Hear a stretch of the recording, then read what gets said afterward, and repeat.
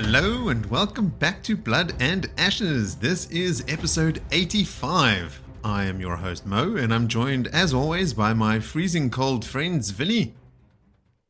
Yes, it is winter in Melbourne. And Jody. Jody, the kids are in the pool. Fun of Estaisen. Yeah. Hemispheres, science. Oh, great. It's flat, don't you know?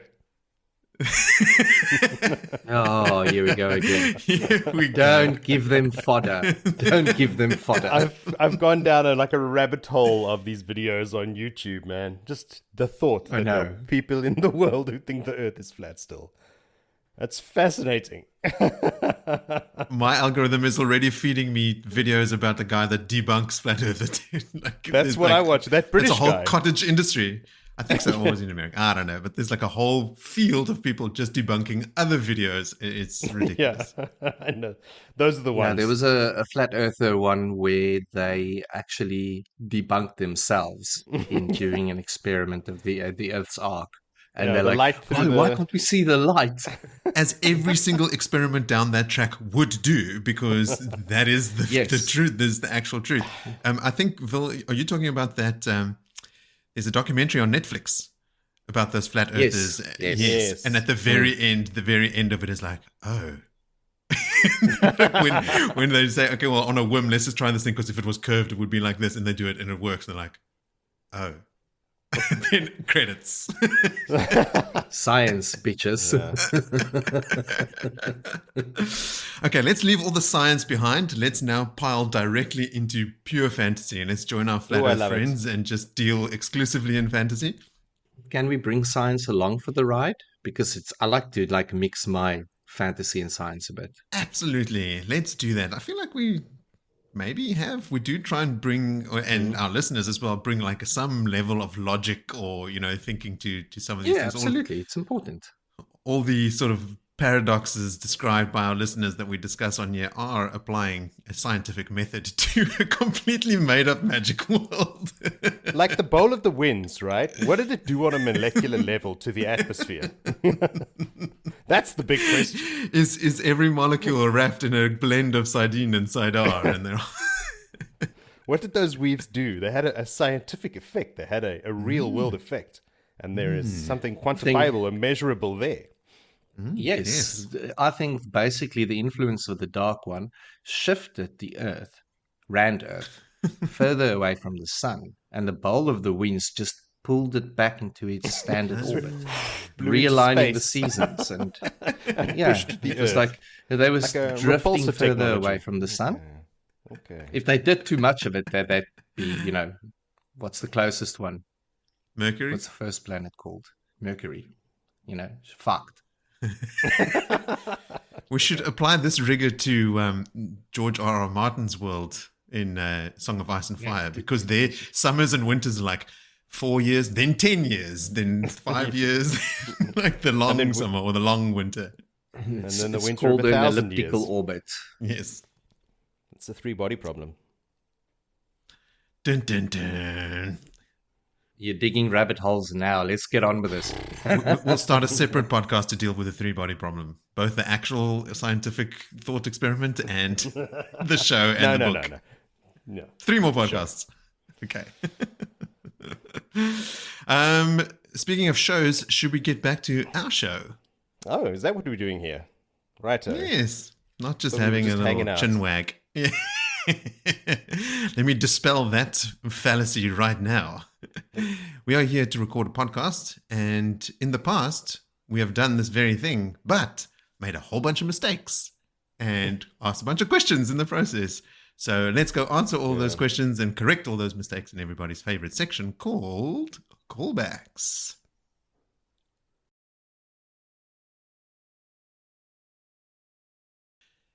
Jody, you asked, when does Faile get rescued? Because remember we said only 6 chapters in the beginning of this book, blah, blah, blah.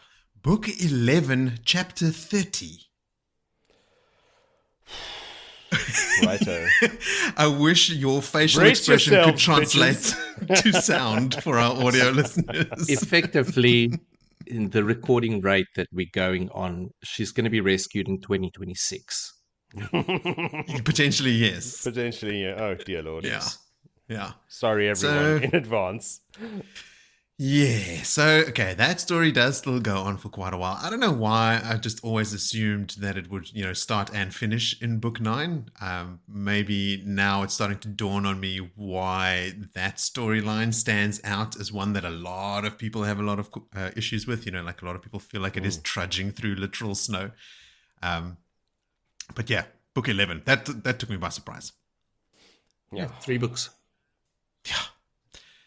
Then I said in the last episode that we don't hear about Faile again until the last battle, which is woefully incorrect. There's a whole subplot with her and David Hanlon working for Millie Skane and the kidnapping of Elaine, and like there's all kinds of stuff that happens. We read loads more about Faile, so ignore what I said in the last episode, like you do with most of the stuff I say anyway. If you're a sane person.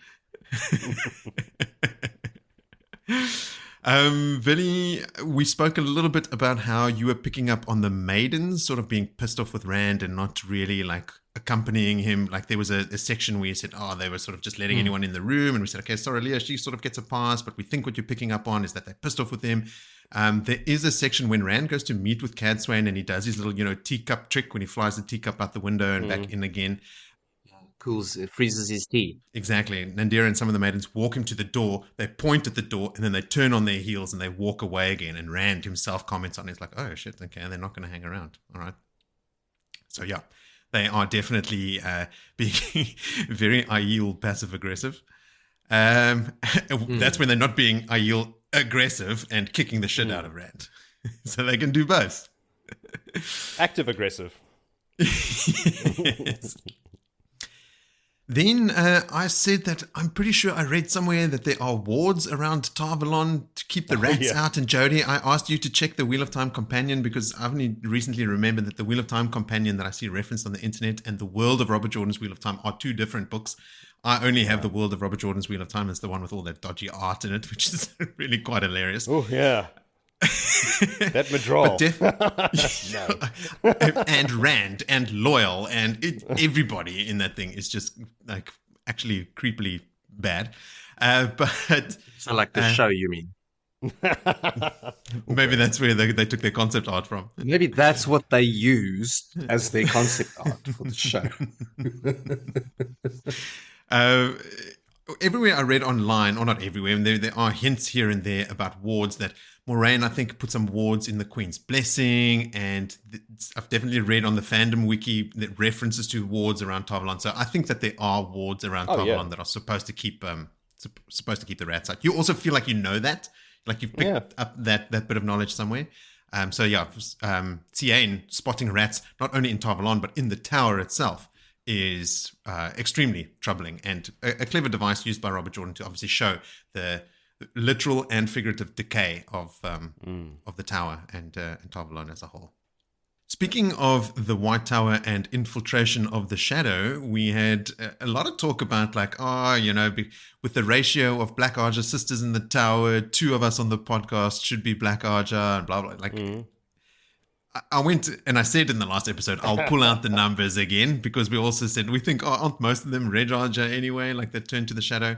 And I said the Red Arja have the highest percentage out of all the Arjas, but their number does not outstrip all the others. So I quickly got them. They are 24% for the Red Arja, 21% for the green, 22 for the grey, 21 for the brown, 17 for the yellow, 21% for the blue, and 21% for the white. So very, very similar numbers across the board, even the blue. And the reds do have the most, but in total there are 204 out of 950, or 21.5% of the Aes Sedai that are Black Arja. So it's a fifth. So it's not 66% of the Aes Sedai, only like just over 20. You did a spreadsheet on this, didn't you? No, but that sounds very appealing. Maybe I'll go do that anyway. Get some pivot tables going. Crunch those numbers.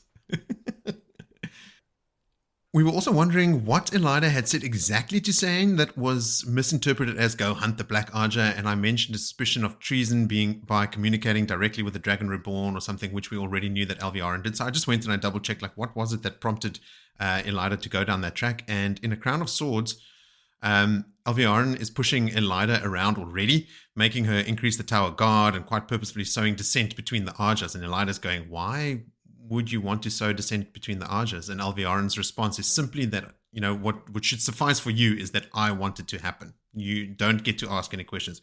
You go do this thing. Remember, she had like sisters' rooms searched for Terangriel that weren't logged and then publicly punished and that sort of thing. So Alliandre quite brazenly and quite obviously trying to sow dissent between the Arjas.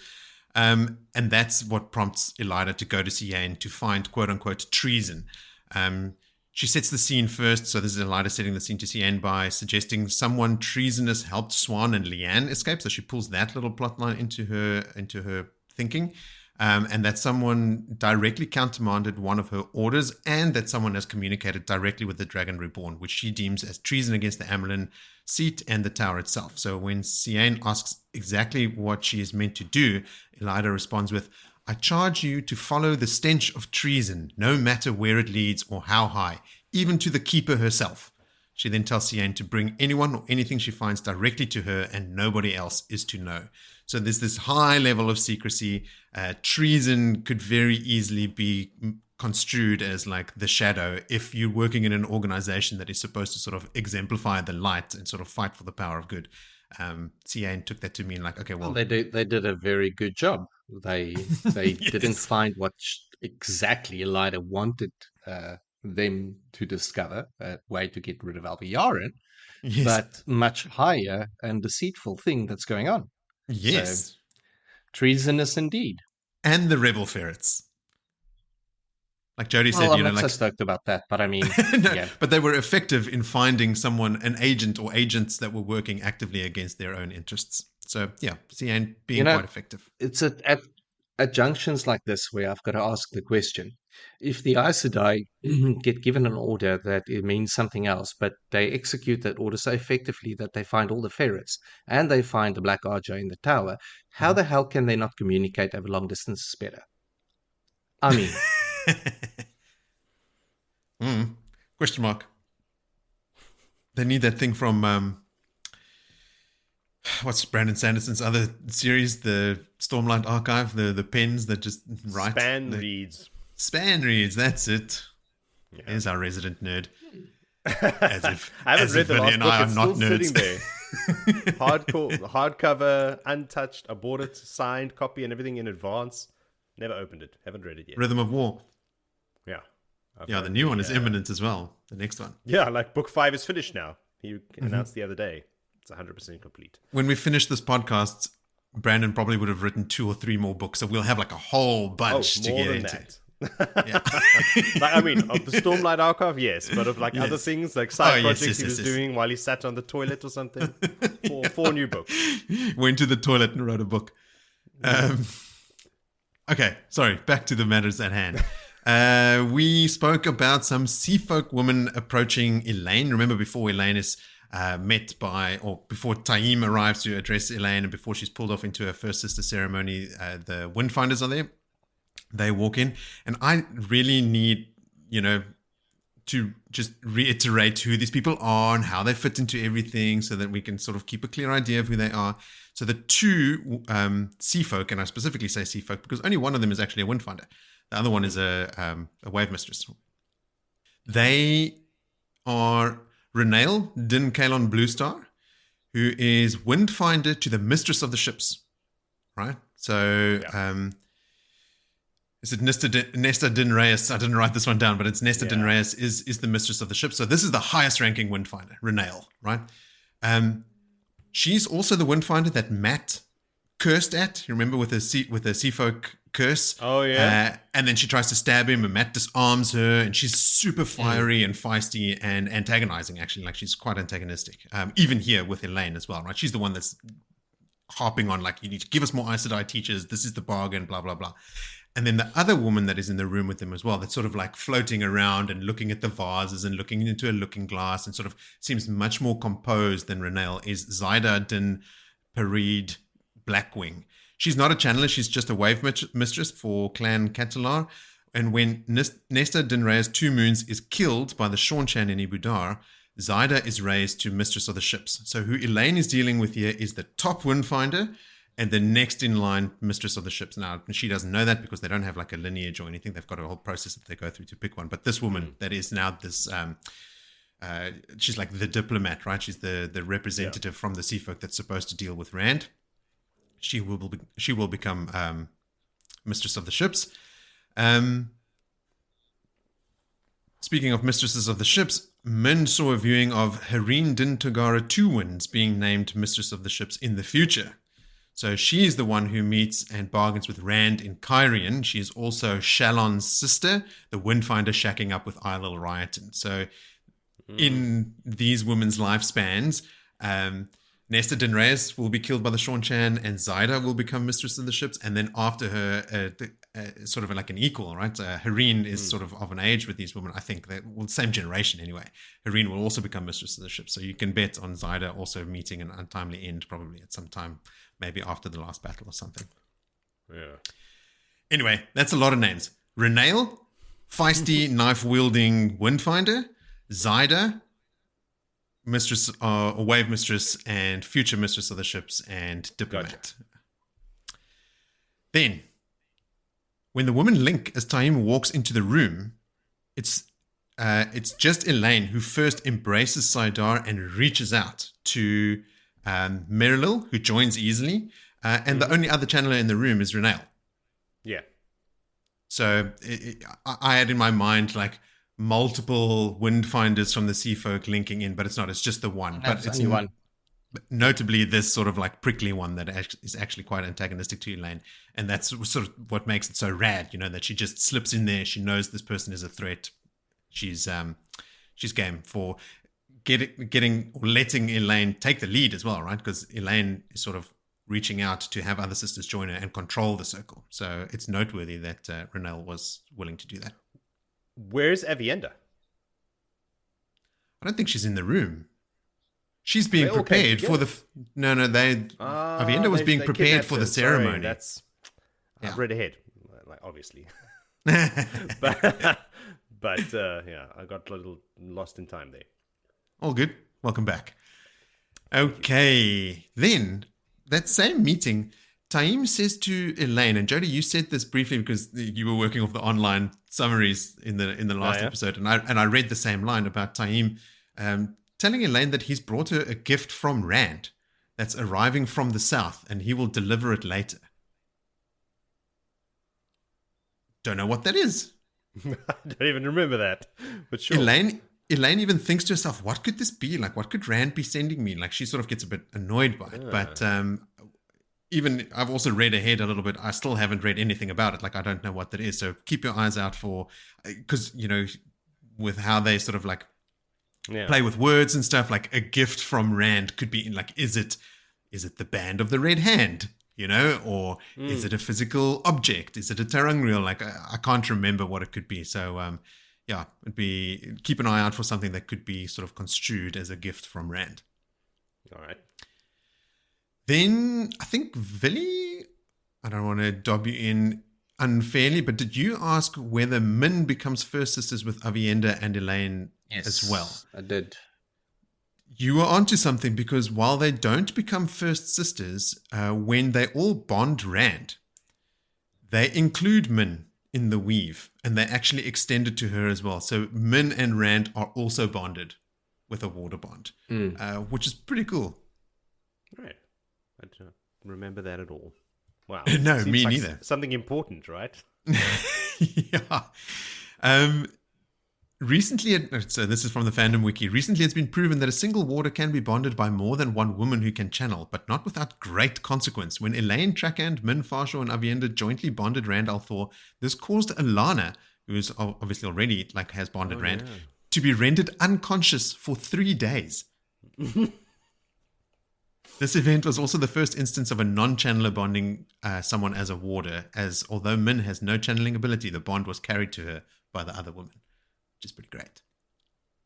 Then we mentioned death rates at the Black Tower, and Taim sort of alluding to how often people are dying. The comment he makes to Elaine when you're sort of like putting in that very thinly veiled threat about not meeting an accident while they're inspecting the Black Tower. Yes. He says to Elaine, men die almost every day. So, like at least 5 people are dying a week. Righto. That's pretty rough. So isn't it a 10-day week in their world? Oh, that's true. That is true. In the world of the Wheel of Time. A week. Well, almost every day I took a little less than what the full week is.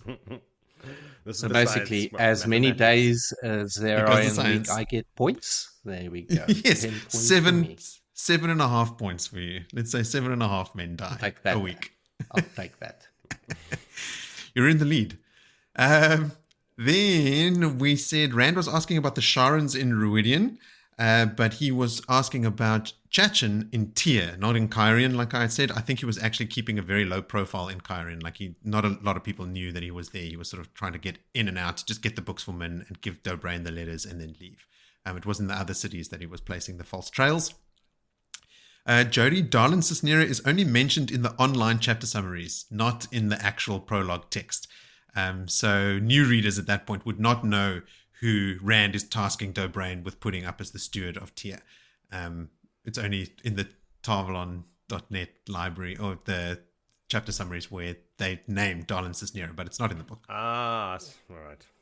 So you thought you'd read it because you'd read ahead, but it's because you read the online summary and that's where it's stated. Also, we've said it before many times.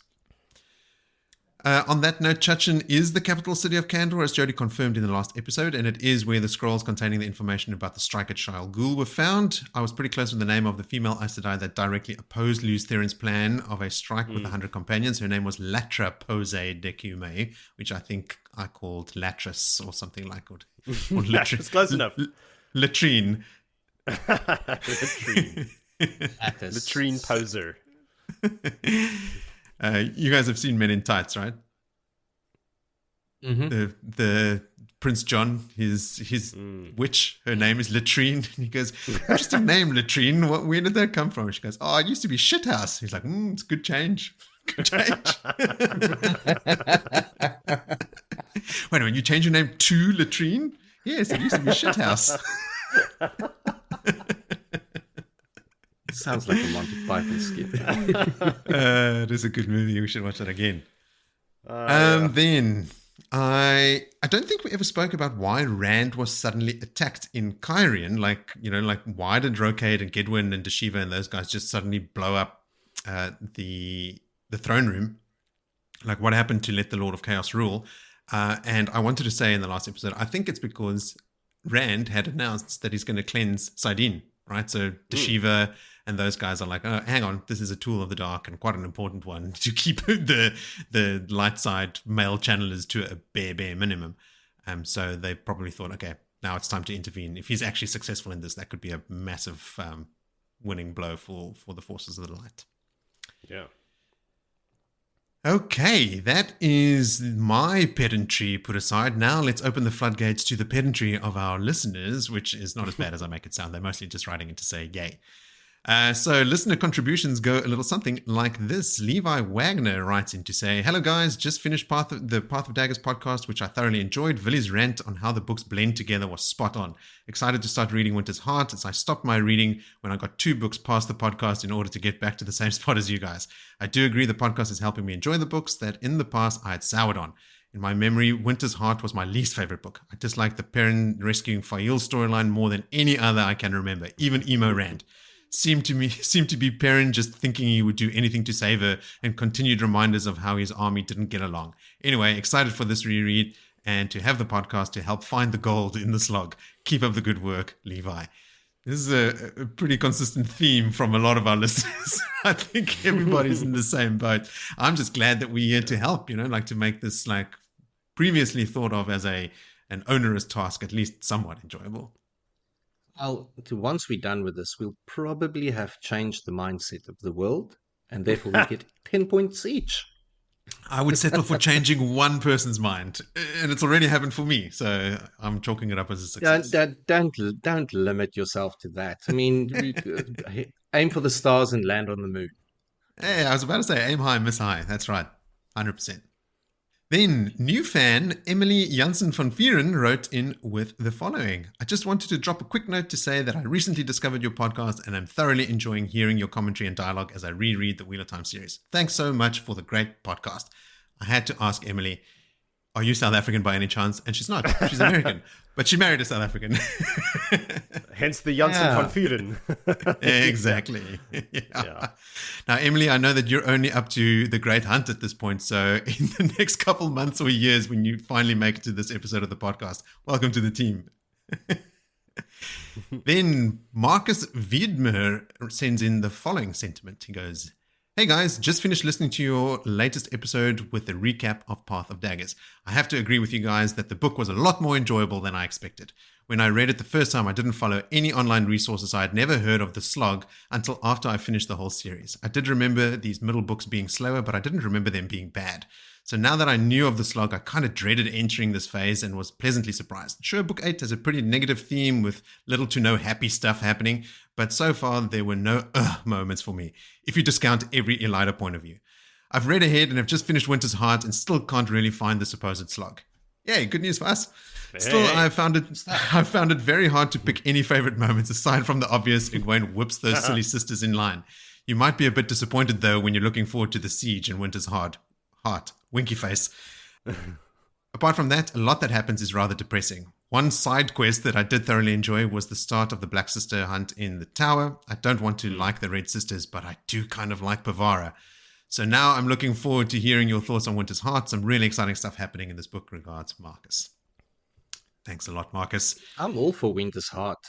I'm amped. Yeah. Like, there's a lot of stuff that happens, and yes, there's a lot of stuff that goes wrong.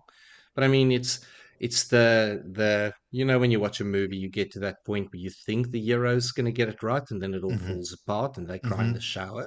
We're in that stage of the bigger picture. I'm just clinging to like the cleansing of Sidene happens in this book. That's huge, and the scene is also cool. There's a lot of conflict and stuff. Yeah, lots of fighting. I remember Cadsuane like linking with sisters, and she's there fighting. Badass. She is Shivas there. People rock up, and then they have to act quickly, and then in the meantime, like Rand and our gal Nynaeve just like channeling through the Kudenkull so hard that they melt and got destroyed. No one's going to use these anymore. And that's the end. Oh, it's so good. All right, are you guys sitting comfortably? Because we have a message from long lost Kiwi friend Gerald, and I've got here with his triumphant return and the following contributions. So,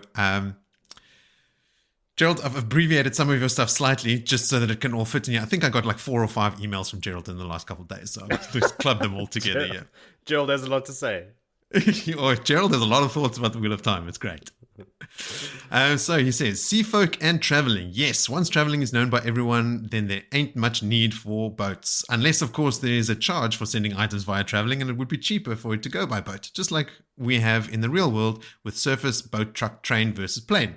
Cheaper to go via the surface, quicker to go by air. Once we invent teleporting, I assume that will become the most expensive way to travel or move things about. I guess so. I mean, when we do, eventually. It is logical. Yes. And inevitable. And then he says, also, yes, the sea folk are just an annoying side bit of the whole world, something that RJ really failed to integrate into the story in a meaningful way. Agreed. Sticking with traveling, once everyone knows it, including the Sean-chan, it will become a very powerful weapon. This is where devices that can be used to protect against traveling will become very useful, like the Dream Spike. But as there are not too many of these, the most power will be held by those who can create them, which I believe at the moment is only Elaine, ? I mean, she hasn't done it yet, but it's going to happen soon, like in the next book or two, right? She starts making... Oh, actually, no, she has. She made copies of the flecked stone ring for Tel'aran'rhiod. She's made copies of those already. Which would then make Elaine the most powerful person in the world, at least for a short time. I guess the same goes with those who are able to enter Tel'aran'rhiod and manipulate it, and also other people's dreams. Anyone thought of using compulsion on people through their dreams while they are sleeping? ? trust Gerald to open a Pandora's box like that and just leave it unanswered. I expect a full essay response on that question by the next episode. Thank you, Gerald. Then Gerald also says, I think I've mentioned before about the White Tower and their blinkers for anything they deem to be impossible. Some Aes Sedai are good, the collective are rubbish. This whole search for the Black Archer is slightly hilarious. Re-swearing the oaths is something that should have been done periodically already. And if the collective Aes Sedai wasn't so bloody high and mighty, they would have implemented this centuries ago. Also, what is the collective noun for Aes Sedai? A weave of Aes Sedai? A tower of Aes Sedai? An unimaginative, stuck in their old ways bunch of stupid Aes Sedai? I vote C. Option C. Yes. Tell us how you really feel about the Aes Sedai, Gerald. The issues that the kin and the Aes Sedai are starting to have with lots more kin than there are Aes Sedai is fun. Kin that are older than the eldest Aes Sedai. Kin that are stronger than most Aes Sedai. Haha, the next issue is the one about mother and daughter combos becoming Aes Sedai, and as the daughter is stronger, she is the more senior. It is about time that the Aes Sedai grew up and used wisdom and tenure as more important attributes than strength in the power. You know, like what the wise ones do. Agreed. Yes. I mean, democracy, Yes. like, let people vote. I vote yay. I vote you. Whatever. Well, that's the hall. I think you vote for them, put up your candidates and all that kind of stuff.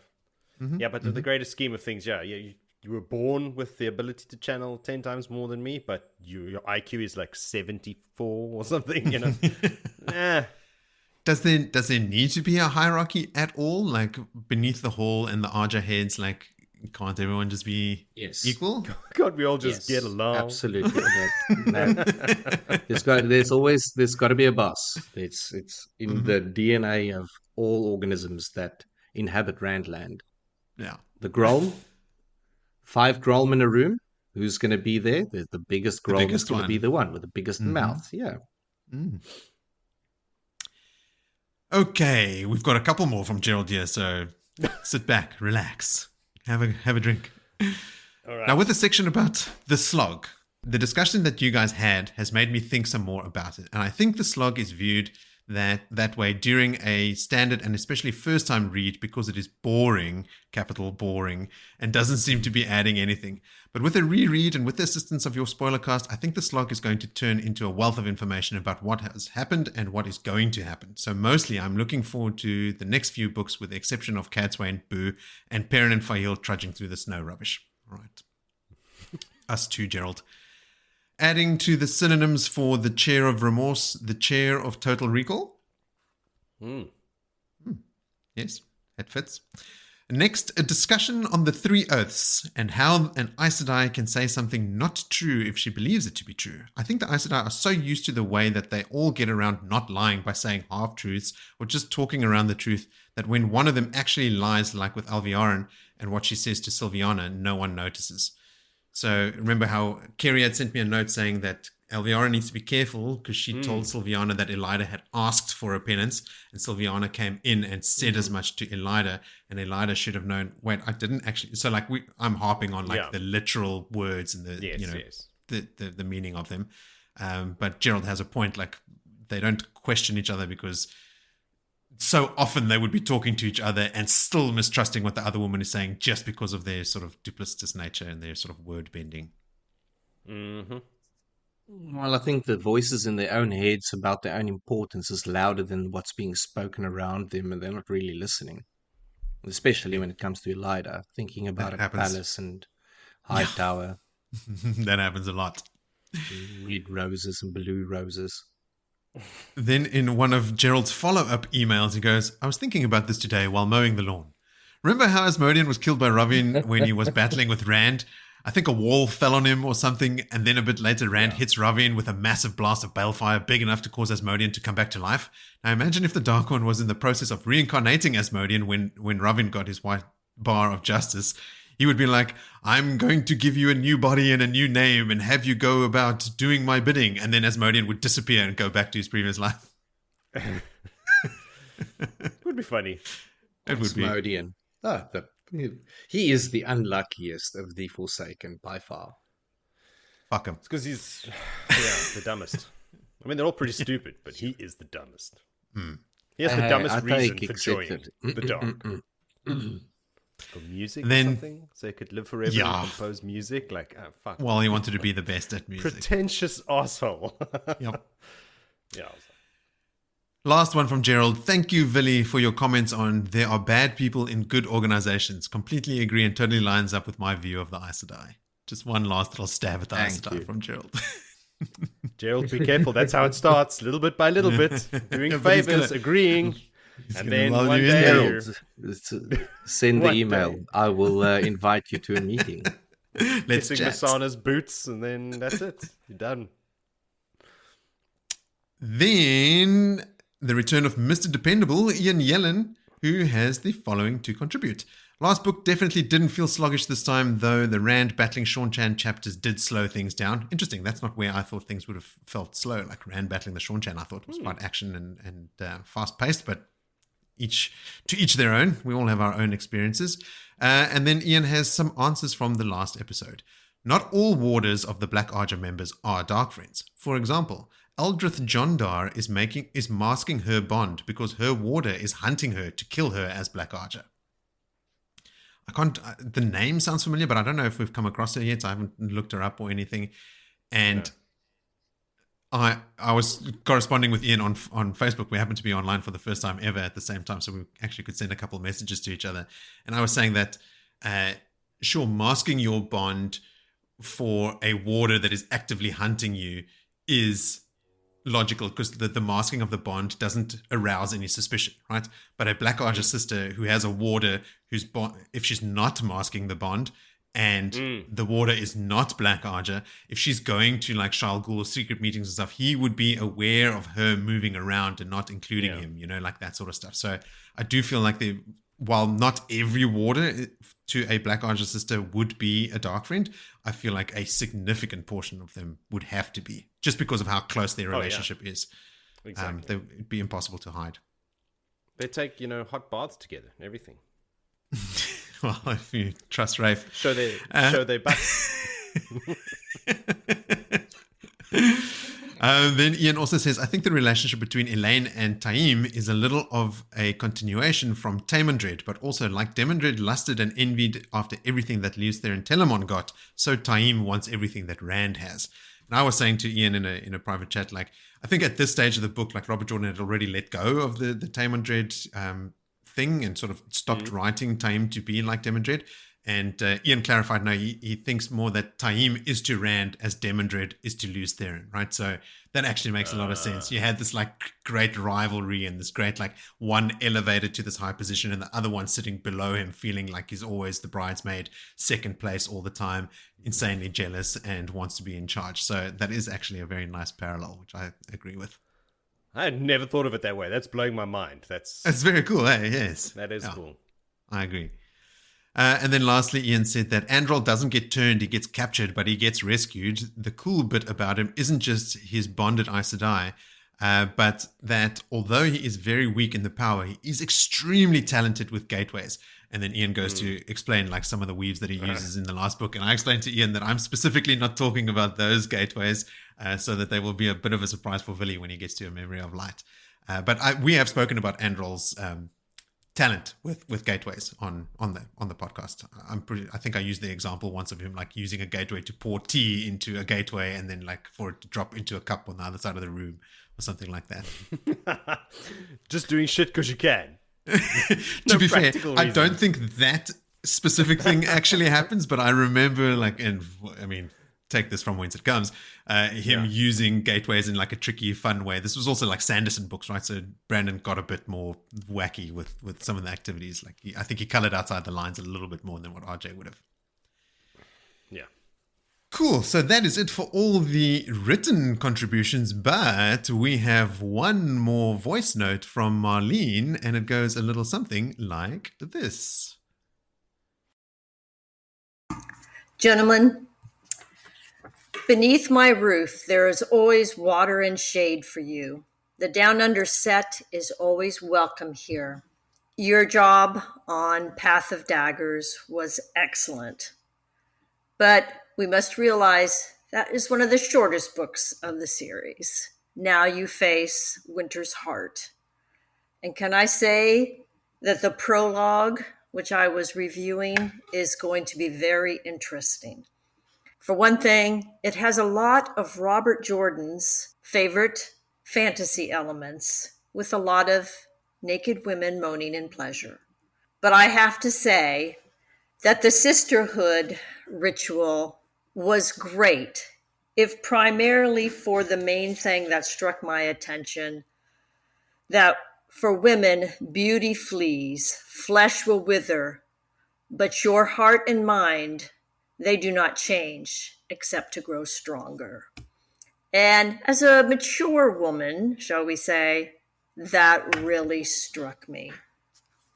I just also wanted to add that the whole First Sisters ritual was very interesting, how they would take the positive and negatives that each spoke of the other and turn them against themselves. I really enjoyed the Black Aja hunt. I did have to write all the names down and look up who everybody belonged to because it got complicated.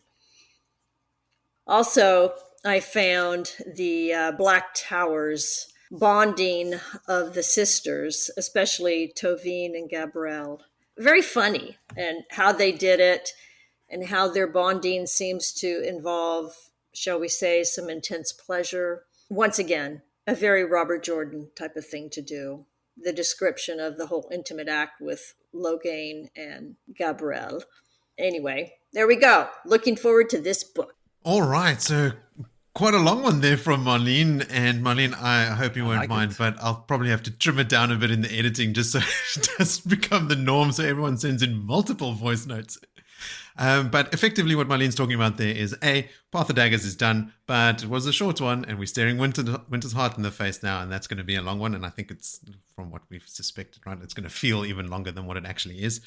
She made some comments about some stuff that you touched on, Joe, about the First Sister ceremony and them having to be nude again, and like RJ's penchant for nudity and that sort of stuff. Yeah. Which I hear, I don't think it's so gratuitous. I mean, we are all dads here. We've been present for children being born. There is inherent nudity involved in the birthing process and stuff, right? Like it is a very natural thing. I think what we should do is normalize nudity instead of, blaming RJ for, using nudity. It is unbalanced. The women are nude for most ceremonies, where the men, like every now and then, Rand has to walk past the maidens in the nude, or they walk in while he's bathing, or something along those lines. Or Perrin wakes up in Berelane's tent in the nude,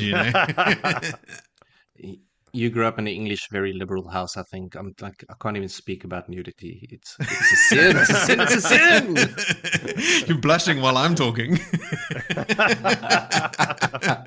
I must say, You make I Jesus laughed cry. out loud at the comment by Pauline there about all naked women moaning in pleasure.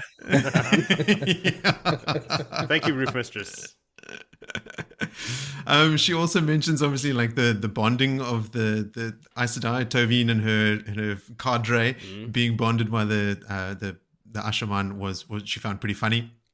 And then of course RJ had to talk again about Gabrielle and her sexual encounters with Logain. But again, there I feel like that specific description served two purposes. One, to show Tovine is like very narrow-minded, and then when she sees Gabrielle, an Aes Sedai, has sort of made herself available to Logain, like just the shock and the sort of like the stark difference between Gabrielle's method of attacking this problem, right? Like they've got limited resources, and Gabrielle is not victimized in this at all, right? She aggressively pursued Logain to be able to bed him, to extract information from him. Like she was being the aggressor, even though she was being captured. So she was using the tools at her disposal, which I thought was actually quite smart and quite commendable. The fact that she and Logain actually become really close and, continue to be sort of like Ashaman and Aes Sedai water to each other to the end of the series, and sort of are, working together well. It's just an added bonus. Like that's pretty great. What else? There's else. Well, she also said, obviously, with the Black Archer hunt, she enjoyed all of that, but had to like write down all the names of the Aes Sedai and then go look them all up. I mean, yes, standard. For me, always the best part of that scene is like learning a bit more about who Seren is. You know, the older sitter who's been a sitter for 40 years, the one that grabbed her belt knife and who snatched the oath rod from Ciain. I like her style. I'm going to keep an eye out for Seren in the future. I think what's really coming through to me in this, all of the messages and all of the people writing in, is an appreciation for, the little finer details of, making a note of this person, taking this person's name. And I mean, on my first read of the series, I thought like, shit, I need to draw a map, a sort of a chart with where this person is going. Okay, because for me, it wasn't so sort of, you read a nondescript Aes Sedai name and it's like, yeah, that doesn't matter. I'm worried about where's Rand, where's Perrin, where's the main protagonist. Like that. And for my small, and I'll say it very honestly, a very small mind at that time, there was just not the room for all of these people and names. No, absolutely not. No. Especially when we started reading the books when there was like gaps between them as well, right? So it's like years go by and then suddenly you just like book 10, here's all the nobles from Andor. Remember them. No, actually, that's really hard. I can't do that. I refuse. So thank you for that long message, Marlene. Do keep them coming. Right. That is the end of callbacks, and we are almost ready to get into the good stuff. But before we do, let's look at what happened previously on Blood and Ashes. Ciain, Pavara, Serene, Dosine, and Yukiri have Talene in the chair of remorse in an attempt to make her more pliable. After she emerges from her psychological torture, Talene re-swears the 3 oaths plus 1 to obey the hunters. She claims Elida is Black Archer since the Dark Friends know all their proclamations and decisions even before they are announced, but the rest aren't so easily convinced. Ciain tells them Zera is sending them another of the rebel ferrets that same day to swear an additional oath. The sitters can't quite seem to agree exactly on how to proceed, and the enormity and the challenge of their quest makes Ciain vomit. Elaine is in the royal palace in Caemlyn where she's meeting with Dylan and Birgitte. Elaine tasks Birgitte with growing the Queen's Guard to rival the forces of any 10 Andoran houses combined. Much to Dylan and Birgitte's chagrin, they are interrupted by the arrival of Renail and Zyda of the Sea Folk with Merilil in tow. Elaine tries to convince them to be elsewhere and wait for the Dragon Reborn, but they decline and opt to stay in Caemlyn to ensure the bargain they made with Nynaeve is upheld. They are once again interrupted by the arrival of Mazrim Taim and some of his cronies. Taim and Elaine have a verbal sparring match, but Elaine has Taim agree to regular inspections from the Queen's Guard and that he can't just wall in 4 miles of Andoran land that doesn't belong to him. Before they can argue any further, the wise one, Nadir, arrives to summon Elaine to her first sister ceremony. She agrees and has to strip naked on the spot with all the women in the room, regardless of their alliance, stands together to shield her from the eyes of the men. Tahim tells the Ashman to avert their eyes, but he doesn't do so himself.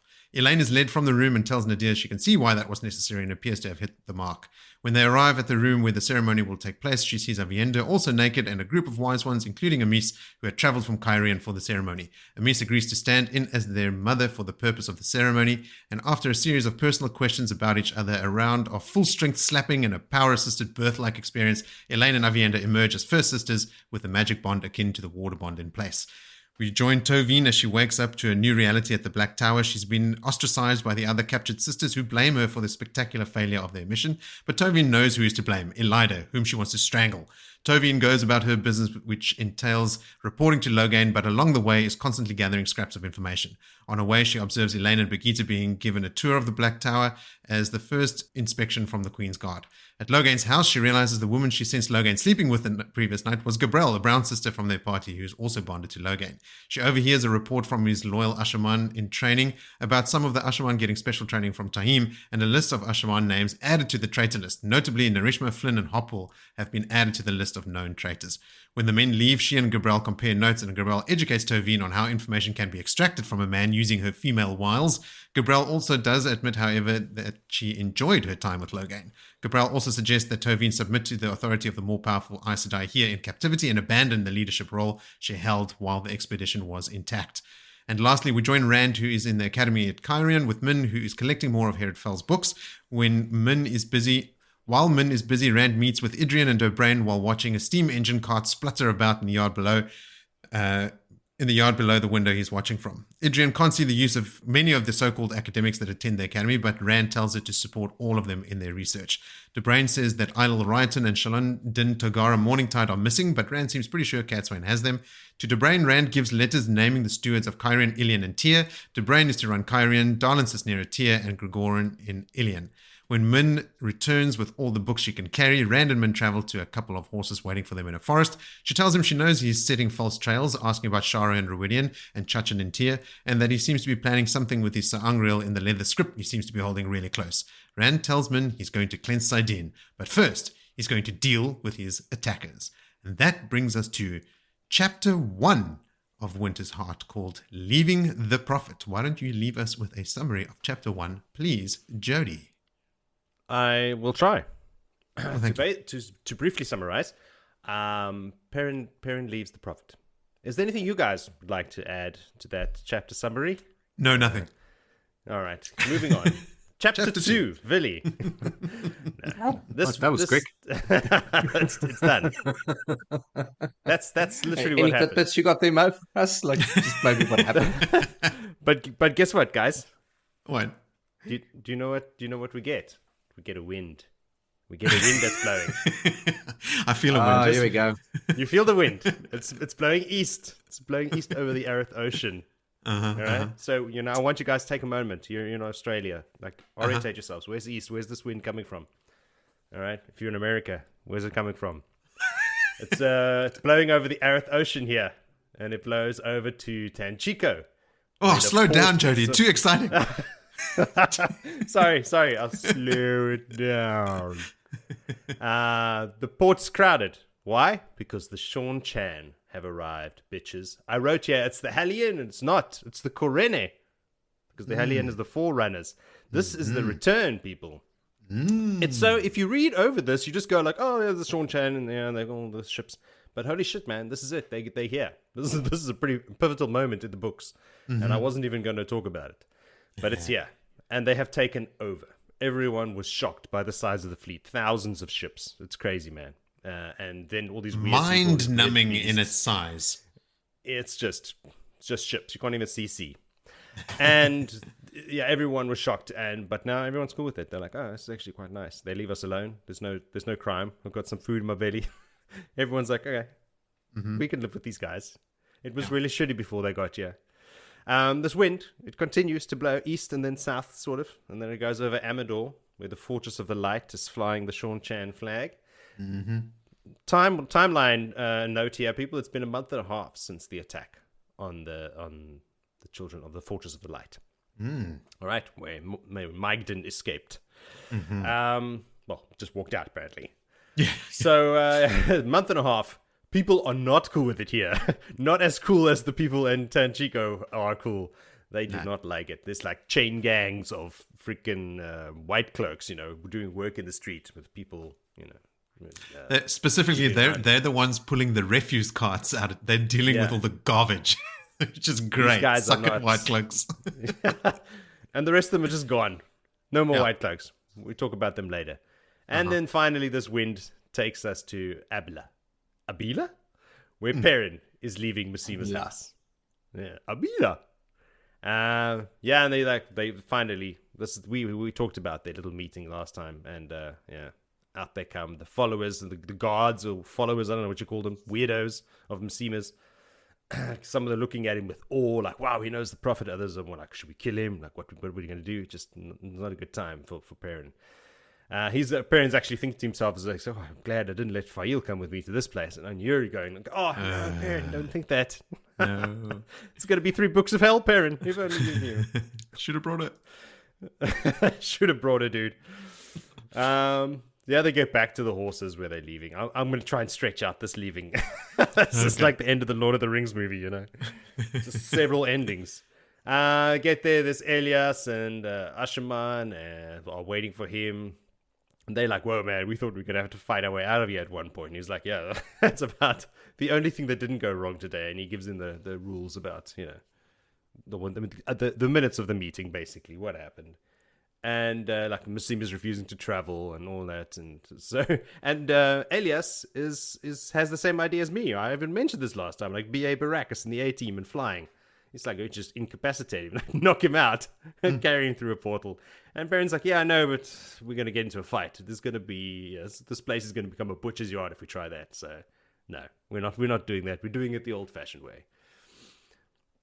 Perrin again thinks about Faile and how she trims his beard, and if he touches the scissors, she gets all upset, and like she's strange because now she's happy that he's yelling at him, so he'll keep yelling at her if this is what she wants. We get the Aes Sedai return because they still got their hoods up. Remember, they don't want to show their faces around these guys. And Masuri's like to Perrin, like, you see how fucking crazy this guy is? We have to kill him right now. And Perrin's like, would you shut up and keep your voice down? Look where we are. Now is not the time to be talking like this. And then the wise ones turn up and they're like, hey, shut up. This is no place for that kind of talk. Get on your horses. We're leaving. I was like, yeah. Perrin's like, that's exactly what I just said. And they ride out of Abila. All right. But still, there's more. So now they're out of the city. Hey, guess who's there? Baller. And he approaches Perrin. He's got some news that he thinks he'll like. Elias and Aram have the fallback. They know now that when Perrin and Baller talk, it's important stuff. It's private. First piece of news: King Aelron battled the Sean-Chan at Jeremel, which is like 100 miles from Abila, 10 days ago. So apparently there's Sean-Chan activity 100 miles west of here. The report is that the Amadisian army is dead. Everyone died. It's the report. They're dead or captive, or they're running wild in the woods. And the king was taken prisoner. Perrin is like, yeah, sounds like a genuine, like a regular meeting with the Sean-Chan to me. They also went through Amadisia, as we know. So Baller then tells them that the White Cloaks took part in a battle, but Aemon Velda also got them out of the field in the end. No one knows where they have gone. So they got out. Were they going somewhere? If I try and remember this correctly, the night that they got attacked, they didn't run away. That they had already left just by chance. Yes, like Velda had taken most of the forces out. Yes, it's just pure luck that they weren't there. Super lucky for them. Yeah. Yes, for them. I mean, yeah. Yes.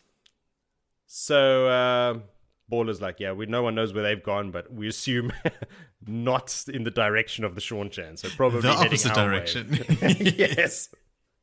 Not west, east, like in our direction. So we probably should keep an eye out for these bastards. And he also gets news that the Sean-Chan fought a battle in the forests of Altara against Aes Sedai, or men who can channel, like the reports aren't clear and whatnot. So this is the Rand's battle now that he had over those 5 or 10 days that we can never decide on. But apparently whatever was happening, the Sean-Chan lost. Don't know if it was Aes Sedai or men who could channel, that's not clear. But Sean-Chan got sent running back to Ibudar with their legs between their tails. Let's say. So Perrin's like, okay, actually, this is good news, but talk of men who can channel is never fun for him. Having some Dumais Wells flashbacks there, but Perrin again thinking of Faile. It's time to get back to his baby. So he's like, all right, let's all go. Yeah, he needs to get back to his wife, and that's how the chapter ends.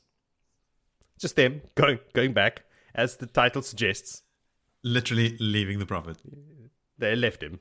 And well, they didn't leave him. They're taking him with. Yeah, no, he's coming later with an honor guard. He's coming later, yeah. He's supposed to come that night, and then he only comes the next morning. It's a whole thing. Villy, did you have anything you wanted to add? It's a whole thing. It's always a thing with this prophet guy, Always something. It's always something. He's a madman. No, I've got absolutely nothing to add to that chapter. Okay. Please don't add it's anything not to this. exciting.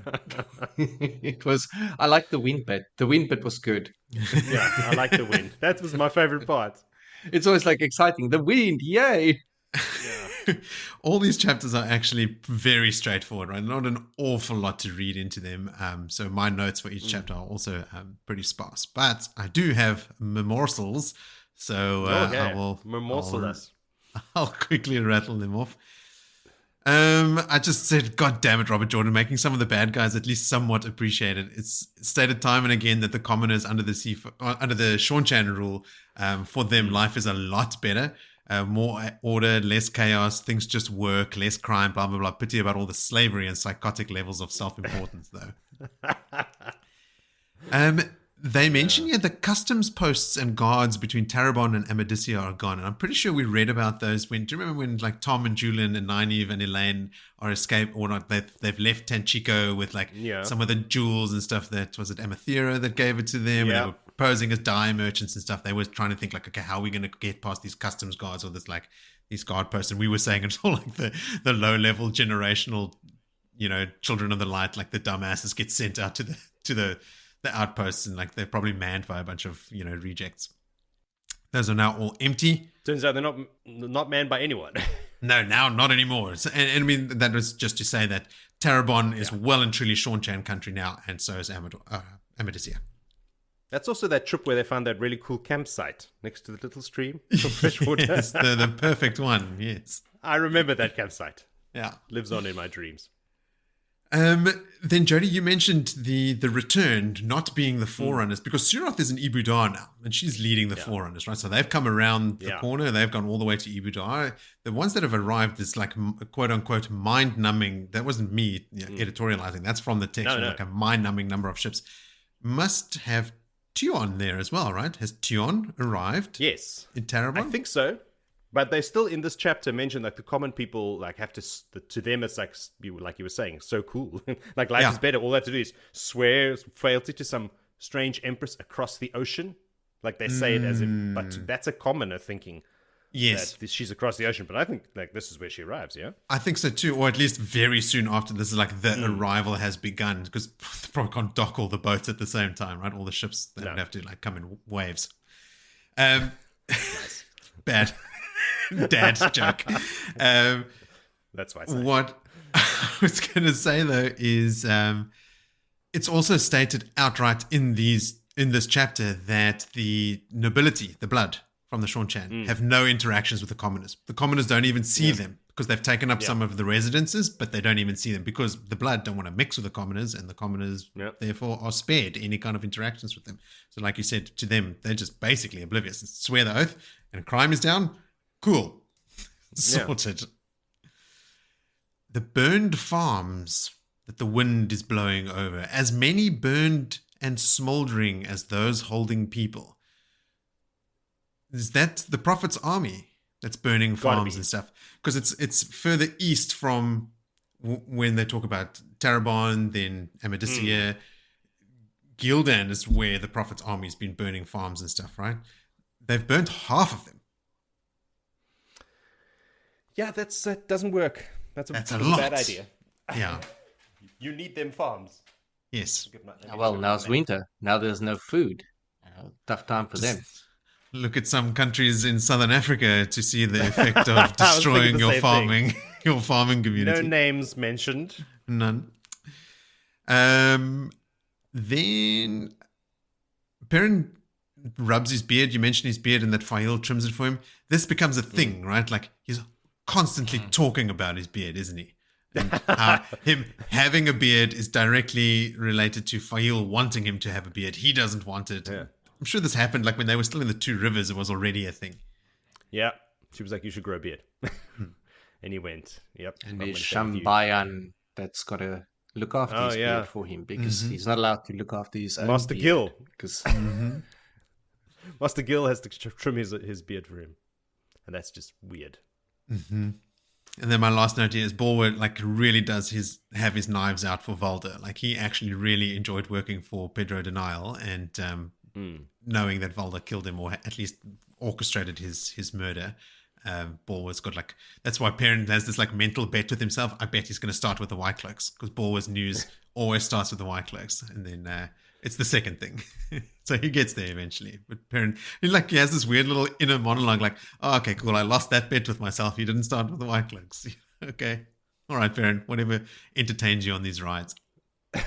It's a long way back to Rand. Oh, yes. On the back of a horse. Uh-huh. But that is it. We can move along into chapter 2 called Taken. Vil, can you please take us through a summary of the chapter?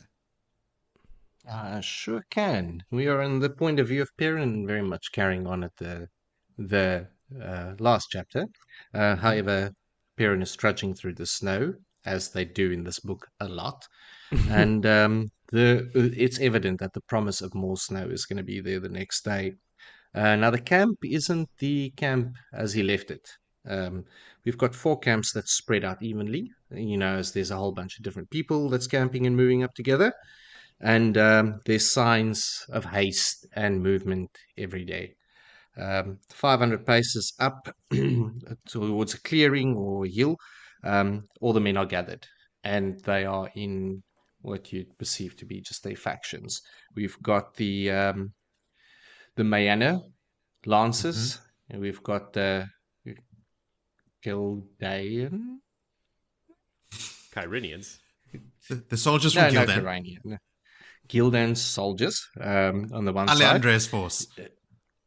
That's right. The Queen's force. And then you've got the 2 Rivers men who have made a bit of a lager and get them in with the Aiel behind them trying to hold the peace. And Perrin's like, what's going down over here? Berylane moves up and speaks first and starts telling him about the ambush, the attack that they were in, and that Faile is taken. Perrin then flicks up a mobile phone, and he phones and he tells them that I will find you. No, that's a poor joke. Yes, it's a great joke. I was waiting for you to talk about his specific skill set over a long career. A specific skill set, and he's going to find you if you don't hand her over. But if you don't, he'll find you and kill you. Anyway, Perrin cracks it. Like, why are you all standing over here then? If they've taken Alliandre's taken, Faile's taken, my wife's taken, Maigdin's taken. This is a disaster. Like, why is no one out there? But he doesn't know the true story or the full story. That there's, settle down. There's 200 to 300 Aiel. You don't just run after a force like that. And we know that this land is now scattered with Aiel. So we don't know what is further out there. Information, reconnaissance is going to be needed because we don't have a big army. They're not a huge force. And that is level-headed Berylane that informs him of this. Anura is full of sympathy and stares at Perrin. Obviously, can sense his, what's the word I'm looking for here? She can feel the pain that he's feeling. She's got empathy with him. Perrin realizes at this stage, Anura, yes. She tells Perrin that he's a fool. Later she does. Okay, but at this, okay. She understands. He's getting there. Pain. She understands. Perrin realizes that his hands is digging into himself the way he's holding on to the reins at that stage. But Elias brings a little bit of, reason to him, saying that, look, man, Berylane's right. You got to do this, properly. We've got a small force and all the rest, and don't worry, we will get her back.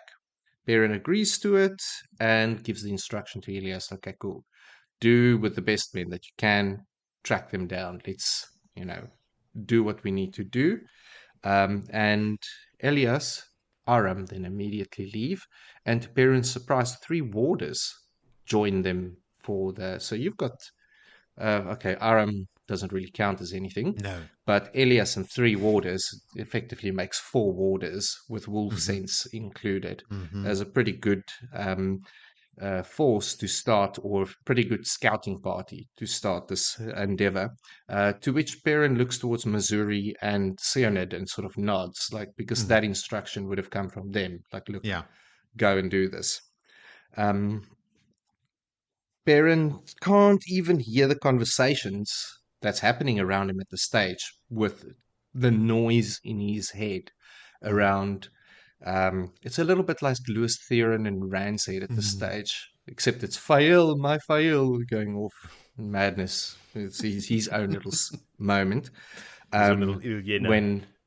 It's a little Alliandre moment there. When Arganda.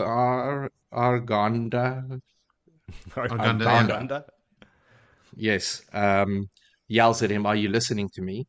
Because old mate's really upset because Alliandre was taken by Aiel, and the two of his men are, protecting Aiel behind him, and he's got no idea what really is happening here because he just sees Aiel. He doesn't understand the Shaidu versus the other clans and how this whole thing looks like. But it all very much gets put in place when Perrin reminds them all that who swore fealty to who and who's in charge here and who will be giving orders. So get your shit together, get your act together, pack up your camp, and be ready to ride when I say ride. And if you're not ready, you'll stay behind. And with disgruntled looks, the what's their fucking name now? Chaldean soldiers move up, and the words is difficult to Mayenas get up and the winged guards. The winged guards. Just say all the people. Anura then moves up to Perrin, and this is where she tells him, like, sometimes you are a very large fool. He's very large, yes, and he is a fool sometimes, as we have learned through these many books that we've read. Perrin it's after his interaction with Berylane that she tells him he's a fool. Yeah, because Berylane goes up to him and says, "Oh, you handled that very well," and she reaches out a hand to him. But Anura doesn't really get Berylane. Like, she's seeing this as an open door to Perrin chests and woolly fur. What happened here was Berylane was actually being sincere. She was being kind to Perrin and being sympathetic. Like, she, in that moment, she was like, she actually really cared for him and she was having a genuine moment, and her reaching out to Perrin was actually sincere. But then Perrin snaps at her and he goes, "How can you do this at a time like this? I'm so sick of your games." And then she looks like she's struck and her face changes and she immediately goes into sexual predator mode, basically going, okay, game is up now, or the game is on now. Like, all right, so you don't want my genuine, sincere help and support. Therefore, I will now go into full game mode. And she starts already like laying traps. And then when she leaves, Anura's like, "You are a fool, Perrin Ibarra," because Perrin couldn't notice that Berylane was actually being nice. And he blew up at her and forced Berylane's forced her hand, but sort of sent her on that track. I must say, in Perrin's defense, totally. Berylane has been setting this expectation for a long time. Yeah, 100%. Yeah. So I rule in favor of Perrin. Case closed. Yeah, I rule in favor of Perrin as well over here. Like, Berylane, you've done it too many times. You've played that card over and over. Totally. She set this expectation. She's not forced Perrin, but sort of led him to this position where he can't accept any kind of show of emotion from her as anything but some kind of weird gamified advance. But Anura is telling Perrin that he's being a fool for not noticing what Berylaine's actual intent was in that moment, whether it's defensible or not.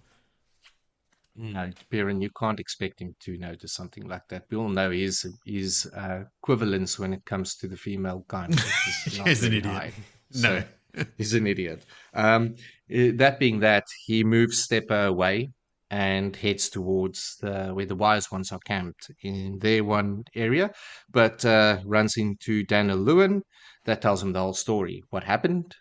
Them pulling up a defense and just trying to stay level-headed. And he says Daniel's done really well, all good. He then finds as he approaches the Wise One's tents, Ghoul is there, and Ghoul himself is got a face of death walking, except you can't really see it. Murder walking, stalking, because they are veiled. They are ready to kill. And Ghoul is leading a bunch of maidens, which is a bit out of place in this instance. But he asks Ghoul, like, find her. And he doesn't need a second invitation to do that. And as he goes, the maidens go with him. And he remarks, like, okay, he's actually leading this. And they are not heckling him as they used to. But before they do, they kiss their fingers over the veil and touches Perrin on the arms and that. So it's basically their show of remorse, respect, whatever that may be. And the remark from Ghoul is, if she still dreams, we will find her for you, even in this holding some snow. Snow. I don't think this things even in Snow. this. No. All right, so Perrin then decides now it's the time to go sit with the wise ones and have a chat with him because the Aes Sedai are them with him. And they're surely going to be discussing Massima, which reminds him about, oh, fuck, Massima. So there's another kettle of fish to deal with over there now because now this idiot's going to come trudging up in the next day or so, or the next hour, whatever the expectation is. When Grady runs up, asking, well, the two of us, which Grady and Neil, can cover a lot of distance channeling. And Perrin immediately wants to. And then it's like, I remember Dumai's wells. I'd rather not have a landscape of corpses right now. Rather stay here because you're probably going to be needed more over here, considering, and a very wise decision because there are hundreds, if not thousands, of Aiel around them in the area. And tells them, just get back, get ready to go. When it's time, we will head out. Then Perrin gets to the tent finally, the wise one tents, but he can't find the flap opening because they sealed the tent from the inside. So he fiddles with it and fiddles with it to the point where he pulls out a knife because he's not just going to slice into the tent, like not even knocking, just slicing into the tent. When out comes Nevarren and sees the knife, and she blocks the entrance and very abruptly, like, what the hell do you want? Like, you've got no manners. You see the tent is closed. So wise one tent. When the tent's closed, just wait. And he wants to know now at this point in time, how will she be treated? Referring to Faile, who's been captured. And she politely replies, I don't know. Things have changed. I mean, it's not a custom for what's been happening. We can't say. Wetlanders are not supposed to be taken as gai'shain, so the Shaido have already broken with custom. Who knows what they're going to do? You can't expect anything from this unknown. Now he starts making demands, and she lets him politely know that he should not become irrational, and if he cannot contain his emotion, he should go drink in his tent and pass out, so that them carry on with their work, and tells them not to interrupt wise ones in their business, and closes the tent and seals it. Perrin has his knife in his hand still, thinking for a moment about slicing it, but then follows that good sane advice because he'll probably get a beating and moves off. Now, he doesn't really know where to go. His head is full of Lewis Theron voices. Helena. And then he leaves, instructing some men to be on guard, and he doesn't really trust Araganda because he can see that this guy has got the same sort of emotion, and I think the hammer strikes then is like, like, can he be trusted, I suppose, in his own decision making? But around him, the movement's happening. The two of them men are looking at him with sympathy. You can see it in their faces until they get nudged and say, hey, get these wagons up, get everything going. Basil Gill sees him and sort of flinches and wants to almost get away. He's even worried himself. Then he hears a thin, raspy voice that reminds him to take care of the men and the horses, but then take care of yourself. And there's warm food and tea and what have you not. So get something in your belly because starving isn't going to find her. And that's Lenny, who just politely reminds him, just eat something. But he doesn't have time. And he realizes as well that Maigdin was taken with Faile, which then leads his mind to Talanville. But he promises Lenny that he'll get them back. But he just can't stop thinking of Faile. He then makes his way to the crest overlooking the valley or whatever on where these people were gathered, where he finds Talanville, who's pretty much in the same mind frame and mood as Perrin. And Perrin was told that he looked like murder walking. So when he approaches Talanville, he tries more, not less, to look like murder walking. But they don't do much. They just sit there in the snow like two sad old men, waiting the whole night for the return of any of these scouts.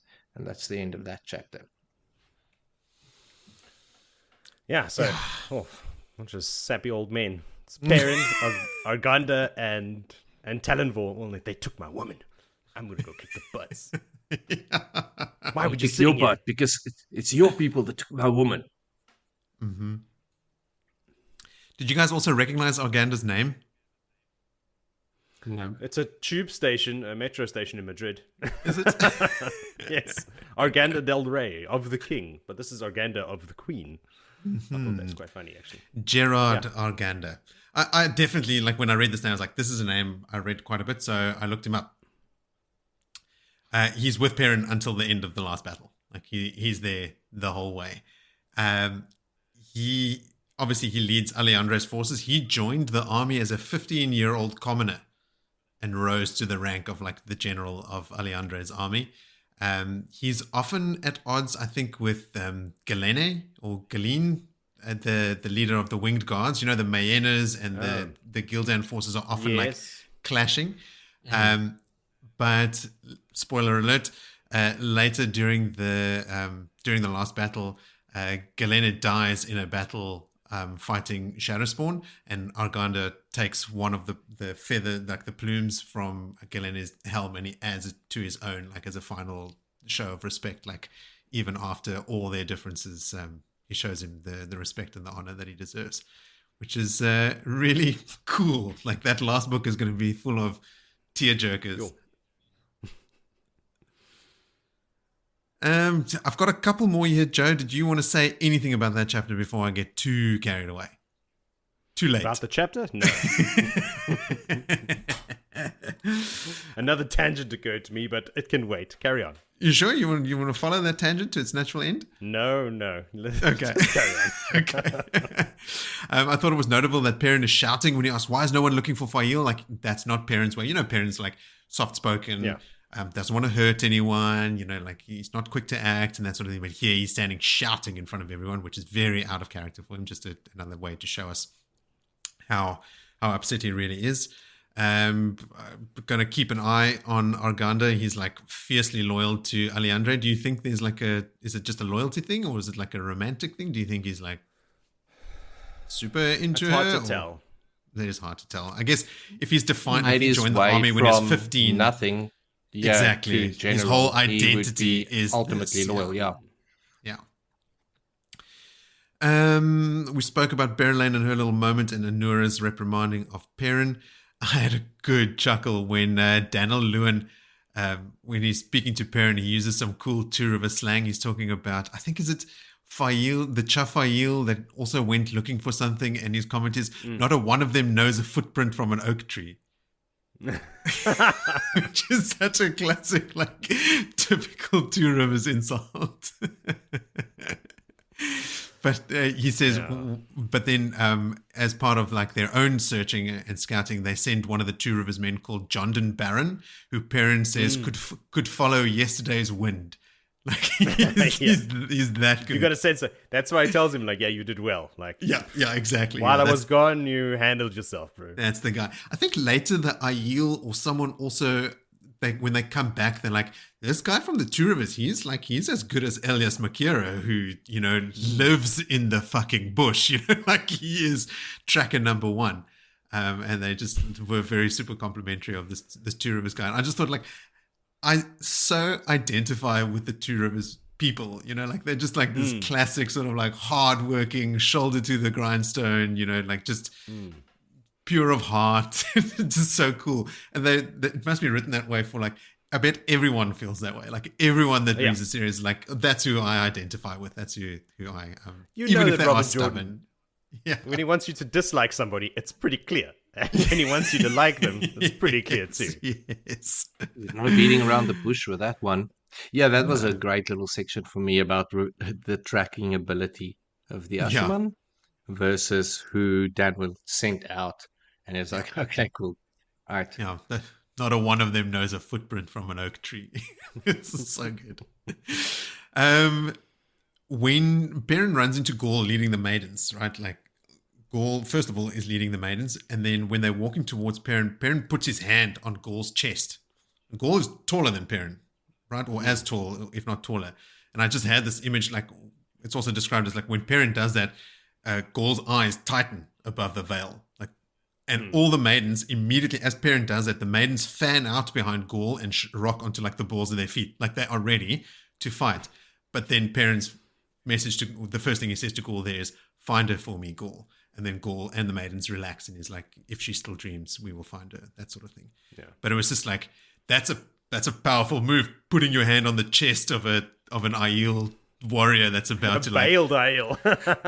who is going to find the love of his life, right? Which is probably why the maidens are letting him lead. Yeah, he's like, "We'll find her too. When I find Chiad, Faile will be there," right? Like that's his thinking. Are you sure it's Chiad? Because I was going to say when I find Bane or Chiad, whichever one he likes. I'm 96% sure it's Chiad. Okay. No, it is Bane. It's not Chiad. He doesn't care too much about Chiad. It is Bane. Oh, really? Okay. But yes. Ooh, 4%. The thing for me there is, if they were taken by a ill at this stage, Gaul would know that Toe will mean that Bane and Chiad is going to be there for a year and a day. They're going to serve. Yeah. Yes. They won't break that. So that his purpose of going for me was a little bit like, okay, what are you going to do? You can't rescue them. They're going to have to serve for their Toe.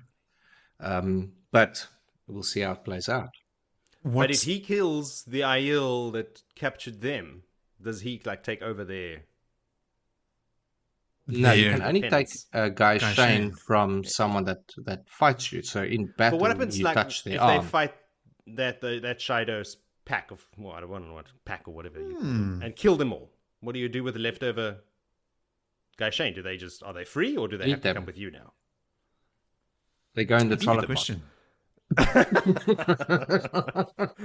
thought I heard that wrong, but no, he literally said they eat them. Okay, it's weird customs with the Aiel. Can't judge. Eat the gai'shain. I think what is different here, Vil, is it's the Shadow. They're taking wetlanders as gai'shain. They've broken custom. He can't rely on them holding doing true. the honorable thing. They've already, and we'll read it in some of these chapters, like some of the Shadow are already saying, I think it's Therava that says it to Faile or someone, "You will not be let go after a year and a day. Hey, You what will are be you doing in gai'shain my until the chapter?" day you die." You raised this point, so I'm answering your question. Why is Gaul doing this? Because of stuff like this, right? Like the Shadow are not, they cannot trust that the normal rules of gai'shain will count. It is Chiad that Gaul is in love with. Checked and answered. You can't trust this freaking dark friend sitting here in our midst, Liar. sowing little seeds of distrust, doubt. My last point was just like, poor Talonvor. The guy is so tortured. Like, for years he's been pining after this woman, and he's finally made some inroads, and she's taken away from him. That poor fucking bastard. Okay, that is it for chapter 2, so we can roll right on to chapter 3, called Customs. As is customary, Joe, please give us a summary. I shall. A lot of talk about Faile, but let's go see what she's up to. Oh, trudging through the snow. Oh, It's weird. more than a trudge. It's more than a trudge. It's for her. It's a full-on sprint through the snow, trying to keep up with all these shadow dogs that are also very good at running through snow. She's there with her other captured people.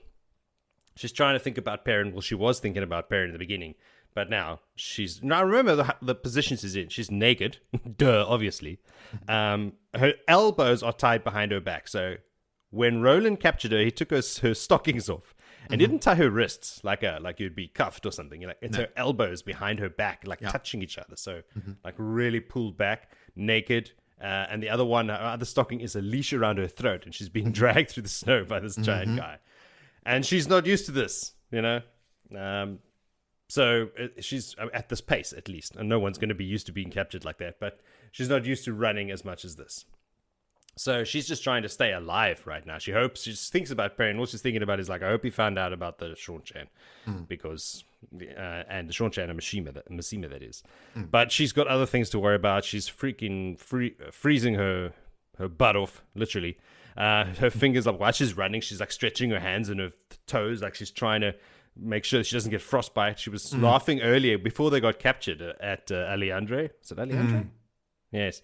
About how she like would never survive. Like, this is just an autumn day in Saldea. Now she's like, oh fuck, it's cold, man. I'm gonna lose my feet. This thing doesn't happen. This is the Shaidu. The Shaidu don't know snow. They don't know this level of like what happens with frostbite. I mean, they're gonna have to cut off and amputate lots of toes and fingers by the end of this journey. This week. By the end of this book, there's going to be a lot of fingers left behind in snow. Little black dots everywhere. So, to be as graphic as possible. So, and these guys are always alert because, like, she's thinking, like, I got to get out of here. Like, I don't know if I'm going to get rescued. I'm sure Perrin is already on his way, you know. But I'm going to have to, you know, sort myself out and try and figure out a way to escape. So she's alert and watching everything. But these guys are on, you know, they're on it. Every time they stop, they put up guards and like, they're always, you know, alert and know exactly what's going on. And she's having all these thoughts run through her head. And one of them that I picked out was like she wonders, like, because she was told that from Bane and Chiad, when they crossed the dragon wall, they included green into their cadence so they can blend in better. And she's like wondering now, why don't they include white so they can blend in better with the snow?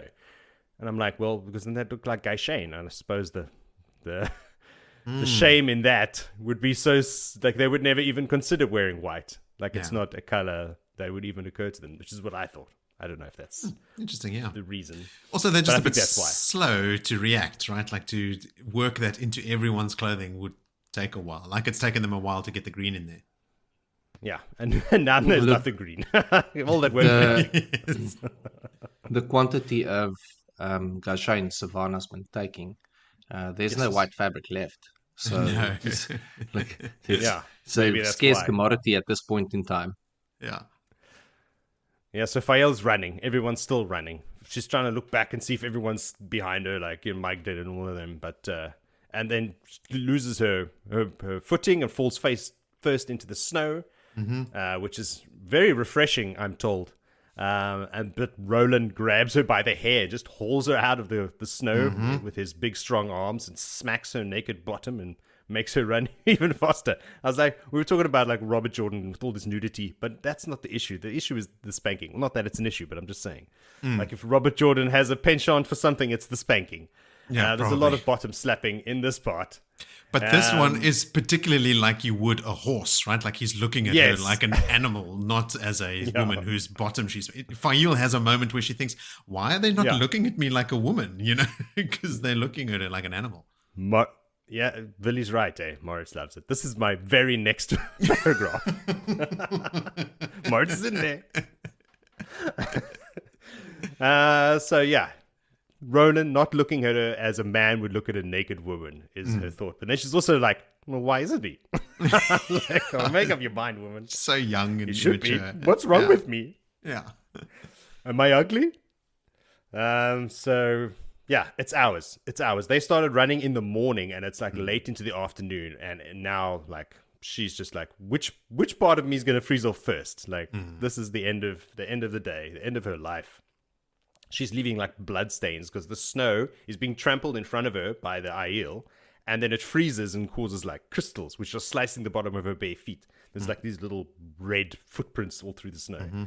It's getting very, very hard. Everybody is struggling. Alliandre and Maigdin, everybody's falling down and their feet are bleeding and they can't keep up anymore. Yeah.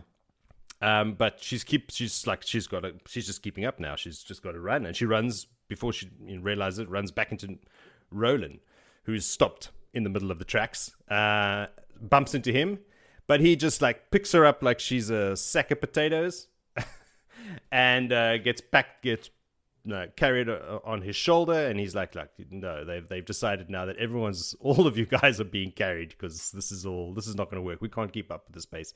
You guys are slowing us down. She's got everyone. Alliandre's there, Maigdin, Bane and Chayed, they're fine. You don't have to worry about carrying them guys. No.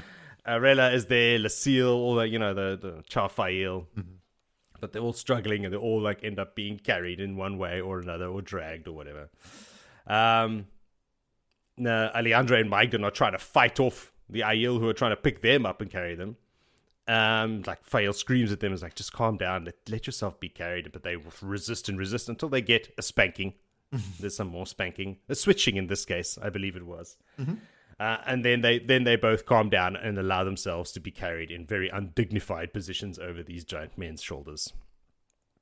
It feels like, well, fuck them. I told them to calm down and let themselves be carried, so no sympathy for you.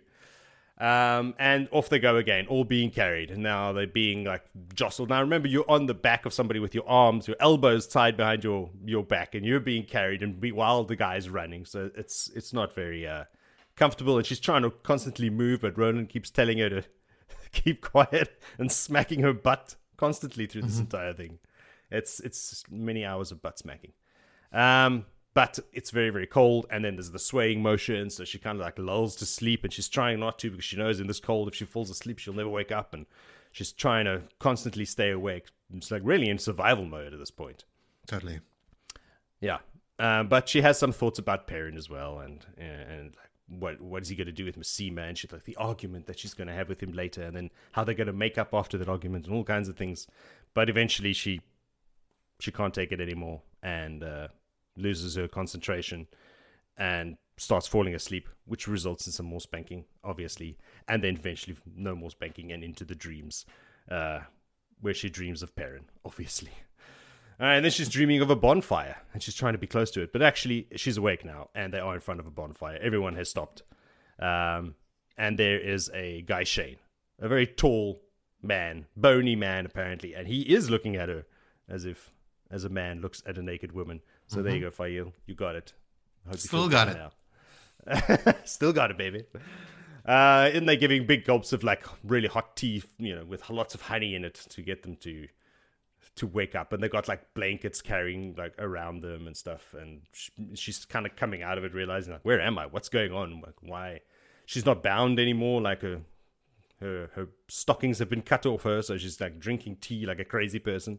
She's got a blanket around her, and then everyone else is looking around. If there's everybody, like all the Maigdin, everybody's stopped and got blankets around them.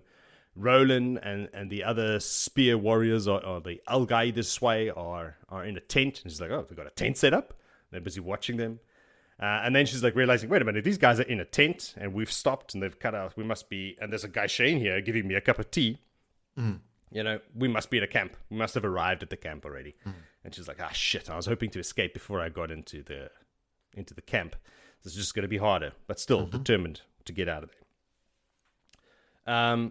There's talk about how her honor was offended and everything, and she's like, what do you mean my honor? What are you talking about? And he's like, the gai'shain's telling her, like, listen, man, like the fact that you have to be clothed before you're given your gai'shain white is big dishonor for you. But everyone thought that you were going to freeze to death. Like Willie says, they don't know this snow stuff. They were totally. It's not their shame. But anyway, this is the Bushido who can know what they want and what they think. So yeah, and they've got them all wrapped up, and everybody's thinking that they're so weak, that these weak wetlanders would never survive a day in the waste, and they probably wouldn't. He says Maigdin. He says some of their captors were Maigdin. They're talking about honor and how the Shido don't have any. And normally they wouldn't be allowed to, because like Faile's like, what about us? Like, shouldn't we, we're not Aiel, we shouldn't be taken as gai'shain. And he's like, listen, a lot of the people that are here, this is the Shido, they break lots of rules. These guys are Maigdin, which is the brotherless, if I'm not mistaken. Yeah. Yes. She doesn't know what that word means, because that's a new word to her. She must remember to ask old Bane and old Chayed. And then she's already starting to do her work from the inside, and she's telling this gai'shain, she's trying to cause dissent. She's like, well, even though if they breaking all these customs, who's to say they're going to let you go? After your year and a day, if they're breaking all the customs. He says, listen, they break the customs, but in a year and a day, I am out of here. End of story. Like, I'm not going to break my custom. So like, we'll burn that bridge when we get to it.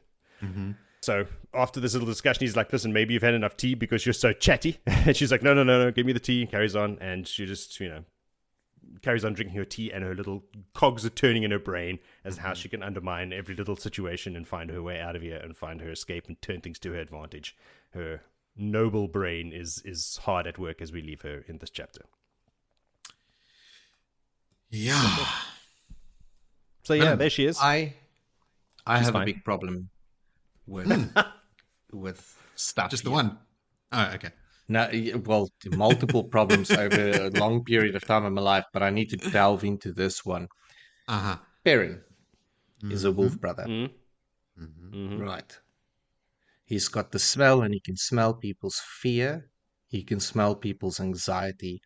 There's a continuous harping on about his ability to smell like a motherfucker. Or a wolf. He has, wolf, motherfucker, same. He has had raucous fights with Faile.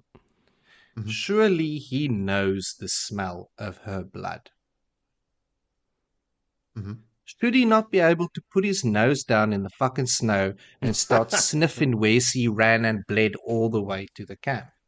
She only bled some ways away already. Yeah, but she also has a perfume, and I mean, wolfhounds track prisoners over 100. Not wolf, what's those dogs? They do. Bloodhounds. Bloodhounds, yeah. And I mean, they go like he reaches out to the wolves and asks about all the two legs that's been bound and whatever. They can't tell the difference. But I mean, surely every time she enters a room, before he can see her, he smells her. He knows that's her. He knows who is behind him without seeing it. But once she's taken, he forgets all of this fucking abilities, like super XP proximity level. issue. She is very far away. Yeah, well, put your nose on the I don't know, man. You want to like one of those cartoon dogs. Hey, do what it takes. It's your wife. I mean, what are you going to do? I feel it's a lost. He sends Elias that reason. There is someone there, yeah. The wolves the wolves are gone, Maidens. right? The wolves are avoiding the shadow, so the wolves are not of any use to him. So it's him. He also yes. doesn't use Grady and Nield, who can cover massive because they distances. can't track, and they can also not smell. And the most No, but I mean, he can go with them. part, Like they can move around together. Like just Grady and think Neil about don't have to that. do everything by themselves. They can take people with them and cover massive amounts of distance. This was my biggest pet peeve with this chase back in the day, is it carries on for so long. But Perrin has teleportation and wolf senses, right? Like, how is he not tracking an army of tens of thousands of Jaido? Because he doesn't even have to find just Faile, right? All he has to do is find this huge army that's running around. This is true. Camped at the moment. They're not even Camped right. at the moment, Still. running a furrow Fires through the burning. snow with blood trails of his wife, who he knows the scent of, and I'm very certain he knows the scent of her blood. But they also talk about like that night there's going to be a blizzard, right? Like there's weather events. This is all. This is not someone walking into the room that you're standing in. This is like out in the bush in like wild weather. So I think there are complications. But like I feel your frustration. I will counter in this book every one of those arguments, because Perrin will stand in a blizzard and then he's like, this so-and-so is coming to me now, and I can smell the fear, anxiety, dirty underpants. Yeah, but that's because that person is there and a blizzard is not blowing over their tracks from 2 days ago, Like there's a difference between smelling someone right next to you. I can smell people behind me. Your ability to smell should be there all the time. And that includes past and present scent at this part. Because he's a wolf. Wolves track by smell. So, no, I don't accept that. The first thing, if I was a wolf brother and my she-wolf was taken, was to put my nose to the ground, run on all fours, take the hammer and the axe and everything and chuck it off. Put your nose on the ground where you're standing. How do you know where to go? To start, wherever you stay, because you follow from here to there. Where like thousands of people are milling about, this is where you're going to start. You're going to pick out her scent from all of them and then go. No. A good wolf would be able to do it. It's easy. You guys are complicating the matter. What's her face from Maigdin? Perrin. I'm pretty for Perrin. That's it. Thank you. Perrin was with them. She knows where they were taken from, so she could just take them back to the spot where she was kidnapped, and he could start smelling from there. Thanks, Jody, for supporting She my knows. case There you go. of getting the nose going and finding Faile. But then they'd all be caught in a blizzard and could have die on the way saved, before fighting. Yeah, but then they can have like a nice igloo story or something like that. I mean, Look, there's a way around. There's a way around could have that gone as well. a different way. They have wise ones, Aes Sedai and Ashaman with them. So weather shouldn't really be a factor if you take off a small force with some channelers and go do all that stuff. Vil, I hear you. I hear all that stuff. I'm only playing devil's advocate because there's someone else has to just push back against your pushback just for the sake of everyone's sanity. I think there is enough wiggle room here, at least for the time being, because I remember this exact same frustration further into the chase when it was sort of like dragging on, like you've had signs, you've had glimpses, because they do find the trail and then they lose the trail and then they find the trail again and then they lose the trail, and it's just like it goes on forever. I think there certainly is a world in which that could have gone a lot quicker, but I think RJ leaves himself just enough wiggle room with weather events and sheer distances and stuff that, okay, fine, we'll put up with this for another chapter. Let's see what happens next chapter. We'll accept it reluctantly. Yeah, that doesn't mean I'm going to be happy about it. Willie, let's put a pin in this. We'll talk again when I'm losing my shit, like 2 books from now, and Perrin is still missing the point and still like, come on, he still hasn't gone on to all fours sniffing the ground. Yes. I'm sure I'll get there pretty soon. Did you have anything else, Vil? I've got like 3 notes on this chapter. I mean, other than the bear smacking and spankings, and keeps the chapter interesting. But yeah, it is almost this part, and I think maybe it is this was a very big thing because it was a very barren book before. Mm-hmm. And then Perrin. we join up, and now you've got Perrin that was just in the 2 rivers. He became a lord. He's got that whole story arc. And then up with Rand, had a fight. Not a lot about him. No. Off he goes to get Masema, and then this happens to him. And it was, I remember a lot of it because I think it was also, wasn't the first book that I had to wait for. I went from Path of Daggers into Winter's Heart, but it was just I remember it vividly. All of this, the taking of the woman, the running. It's it's not new. It is just it's an uncomfortable section for me. It is that. Yeah, it's and I don't know if it's the part that I've forgotten about. That for the next until 2026 we're going to have this discussion. We'll find out in the coming months. Long time, but I mean, we have proven to ourselves that we are able to change our perception of the story. I'm quite determined, dramatically, and I'm hoping that this is going to be another one of those, and not an apple cart. I now feel a weight of responsibility for our listeners, so because we've got so many listeners writing in about like, oh, thanks, you guys are really helping me have more fun with this. Like, here we go, shouldering the burden of trying to make Winter's Heart and Crossroads of Twilight fun for everyone. No.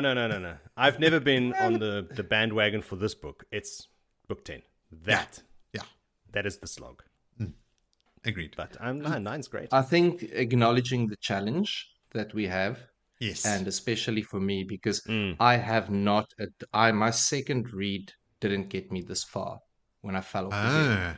So this is me doing a second read now. So I remember this book because this was sort of later in the series. It's more recent, closer in it, more recent. Yeah. So it's for me, it's okay. This is a big thing. Like the snow. This is probably the biggest memory that I've retained out of all of this, is this storyline of Perrin and Faile. And I think I fell absolutely in love with the 2 of them through the previous books because I read it so quickly back to back. Like Rand was mad and all of that. For me, I don't want to read about him anymore. He's too dark. Perrin, hey buddy. Too much. Faile. Bring Perrin. Bring the blacksmith. Yes. Just talking about this, like this chase and like Roland smacking Faile on the butt the whole time, and specifically Joe, that what you mentioned as well stood out to me, where when she falls down, like you said, her elbows are tied behind her back, right? So when she falls face first, it's literally face first in the snow, right? Like she's breaking her fall with her face. And then Roland's like pulling her up by her hair and treating her like an animal. So I think it was just in the last episode where it's like, oh, I kind of feel a bit sorry for Roland, you know, because he's kind of like trying to help Faile and that sort of thing. Fuck that. Fuck this guy. Perrin, have at it. And now I'm also imagining, because she says here that Roland is a full head taller than Perrin and as wide. So he is huge. People talk about how big Perrin is, and he is as big but a head taller. So Perrin, when he smashes his head in with that hammer, is killing a dude like much bigger than him. And that's now become my mental image. Like Perrin has shrunk in that. And it's like a David and Goliath thing. Yes. This time I'm going to enjoy it. One last little mini tiny note. I thought there was a very cool touch when Maigdin or Morghese is busy fighting with one of the Shai'il. She bites one, and Faile comments that Maigdin growled like a lion around her mouthful of Aiel, which is funny because growling around a mouthful of Aiel is pretty evocative, but growling like a lion.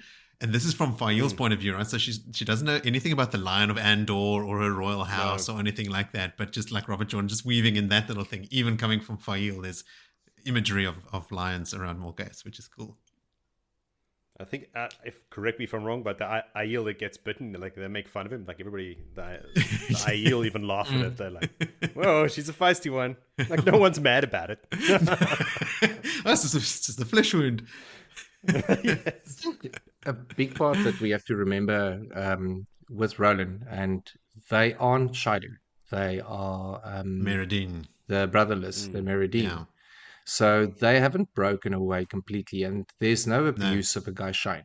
There's no sign of it. Like him picking her up at the back of her head is like, hey, get up. I'm not going to grab you. It's just indifference. It's indifference. Like, it's not malicious. There's nothing it's just... really to grab a naked woman whose elbows are tied behind her back. She's got long black hair. There's that. Yeah. Yes. So grab that. I mean, I'm happy I wasn't tied up, and what would he have grabbed of me? That could have been very embarrassing. It's also like not in the cold snow, really. They're Aiel, and they are a hard people, right? So they probably treat people more roughly than wetlanders would. Soft wetlanders wouldn't treat people like that, but the Aiel, for them, is like par for the course. Yeah, and I mean, I know you say like fuck Roland. I had general confliction about Perrin smashing his head in. I did too, until I read this now. Yeah, where I hated him, and also what he'd done for Faile, and especially in that final when we get to that, the freeing of her. He rushes over there to help them. Roland is coming over to help Faile and her friends, and then Perrin crushes his head with a massive hammer. The hammer. That's what you get. And I suppose also he doesn't have that hammer yet, eh? No hammer yet. We're still carrying axe over here. Yeah. He's got the hammer. No, but doesn't make a new hammer. He's carrying his axe. He makes a new hammer. Isn't that his power wrought hammer that he does that with, or is that much later? No, that only happens after. The power wrought hammer only happens after that rescue, and Perrin already has a hammer. Like he's got that blacksmith hammer from Tyr, where he worked in the cover of the book, isn't it? Yeah. So he has a hammer. Throws it into the tree and leaves it there. The axe. The axe. Oh yeah, is that in this book? It's during this chase where he throws it away in the forest. Yeah, it happens before book 11, chapter 30. That's all I am sure of. That's when he chops off that guy's hands and feet and leaves him as a beggar in that shadow that he catches. Well, that's what he's like, ooh. Chops off his hand, and then he has an Aes Sedai heal him, and then chops it off again, and then has the Aes Sedai heal him. Like he threatens at some other point. Someone has been threatened with like having their hands and feet chopped off and left in a town. But what makes Perrin's act so like shocking is that it's done just for the pain and the threat, and then healed again, and then they can do it again, and they can do it again, and they can do it again. Yeah, dark shit. My mind blocked that shit out. Maybe I am wrong. Maybe I made that up. Maybe I'm the dark friend.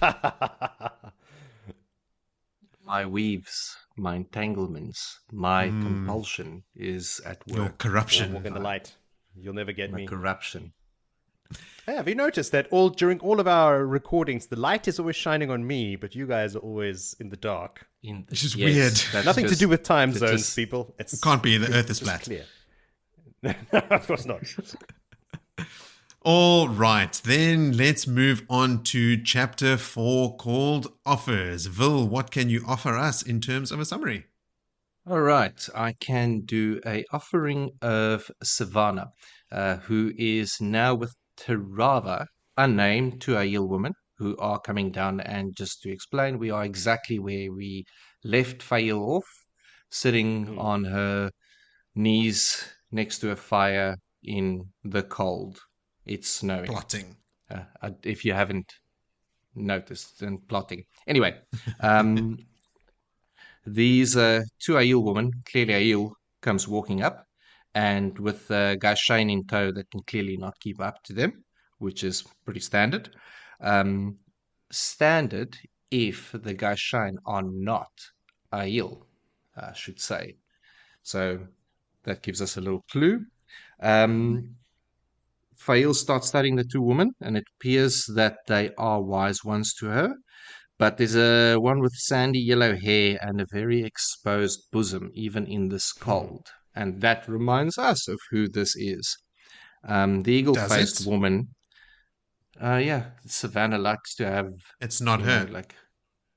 Is it? I also Therava? thought it was Savannah. No, it's Therava and Sevannah. I fell in the exact same trap. Oh, beauty! You Thanks. read bosom and just assumed something. But then Savannah shows up on a horse shortly afterwards. Yes, you are right. You are right, because that's Another dreary adding success. one and one together. Yeah. Thank God there's Aye. 3 of us reading these chapters and talking about it. It's Well, So we're much keeping each other straight. misinformation. Totally. Yeah. Yes, keep us keep in line. Keeping us Anyway, honest. the eagle-faced woman facing them waves off her gai'shain and asks what do they have here, with the announcement if there's more gai'shain for Sevannah. Someone answers a question. And there's a little bit of talk between the two women about she's got way too many gai'shain, and a little bit of laughter and cackling. And these are actually now slowing us down, but she won't stop. She's hoarding servants, Sevannah that is. Therava's eyes then fall on Faile, and Faile actually shudders, like, whoa, this woman is not to be trifled with, which is standard for most wise ones, but Therava's got a little extra dangerous look about her, and she does everything right. Faile does the meek thing, keep calm, and she just like through an example that she went out with, she's hoping, can the other two please just fall into that behavior pattern? Let's do this out of a point of not being noticed. But Alliandre has other ideas. She jumps up and does quite the opposite. I'm Alliandra, yada, yada, yada, title, servants, people want proper accommodation, can get money, can get this, to which she is shut down quite harshly. No, you are gai'shain, and you will nothing. Then call for Galina to ask if this is true about the claims of this woman. And from the back, Galina comes in white silks, and she dons some trimmings of red, as she would. Why not black? And, well, because she's still in disguise, even now. You don't just come out because you're court. And she's got jewels, and the little that Faile knows is like, this is odd, this is off, this is not how she knows enough of Aiel customs, being with Bane and Chide, that this is standing out. But Galina then looks and she confirms that, well, she met her once as a child. And yes, that child could have grown into that face. So it's very possible. And that is when Sevannah then pulls up on a horse. This is another very, very out of Aiel character situation. Faile then, after hearing the name Sevannah, very quickly starts putting one and one together, and she realizes this is who this is, because she's heard about, obviously, Perrin's battle at Dumai's Wells, and she starts putting one and one together. Samarin just side eyes everyone, and including Sevannah at this stage, and Sevannah then asks at who is who of these nobility, because it seems to be a collecting of royalty as gai'shain that is now growing in popularity for her and not so much for the other wise ones. She asks them as well that this is not going to do with all of their feet cut up like they are, when she inspects them and orders Galina to heal them, to which Galina does, and this is where Faile spots the serpent ring on her finger. She gets healed, but the weird thing is Galina's behavior towards Therava, that sort of, did I please you? It's like everything here doesn't make, it's like everything is out of custom and structure. You've got an Aes Sedai bending knee basically to a wise one, like, and dressed in gai'shain whites, but it is white silks with trimmings and jewelry. None of these things is allowed. Sevannah then gets word that a fifth sept has joined the camp, and this is a fifth of 70. What's it, 73 or 76 that they used to be, and before she could, and this is the Joeen that was found, but Therava shut Sevannah down before she could give any orders, and reminds her that she speaks with the clan chief now, and that Sevannah is not in that position. Well, that Sevannah speaks as a clan chief, not as a wise one. Yes. They are supplied at the instruction then from, I couldn't remember if it was Therava or Sevannah, the clothing, food, all the rest. Get some dried meat, get bread, some cheese. And Faile is actually quite surprised to see the quantity of different nations that have been taken as these high, gai'shain and silks, and runs through like an Amadisian, this one, that one, a Carinian. So this has been going on for a period of time as they've been moving through different lands. So an Amadisian woman, because these are all the gai'shain around them now, snaps this. They get a collar that gets snapped on to them, and is told that this is the way now. You're going to be serving these people. And when she questions about it's only for a year and a day, she's like, no, this is life sentence for you. This is, you are not Aiel, you are gai'shain, and not in the Aiel way. And it's a little bleak moment there, like, oh shit, this isn't good. Now it comes out now that this is a lot of people on the move, a city full of people that have gathered already now, so they number in the thousands. No one looks at them twice now. They're pretty much free to move around. They've been healed, they've been fed, they've been clothed, and this massive group is on the move, to which they already start thinking and planning, and Maigdin herself planning escape. Like, okay, cool, what are we going to do to get away from you? Faile thinks it's a pity that Maigdin can only channel a trickle, but it's like they got to use what they need to use, and Faile also tells them, I wonder if it was at the stage, that if any one of them can get away with, on their own, like Perrin will be following close by, like take the chance, but stubborn nature in the woman, like no one's leaving, they won't separate, and all of that. There's no splitting up. Therava then joins the group and quite immediately like blurts out, like, "Oh, you're thinking of escaping?"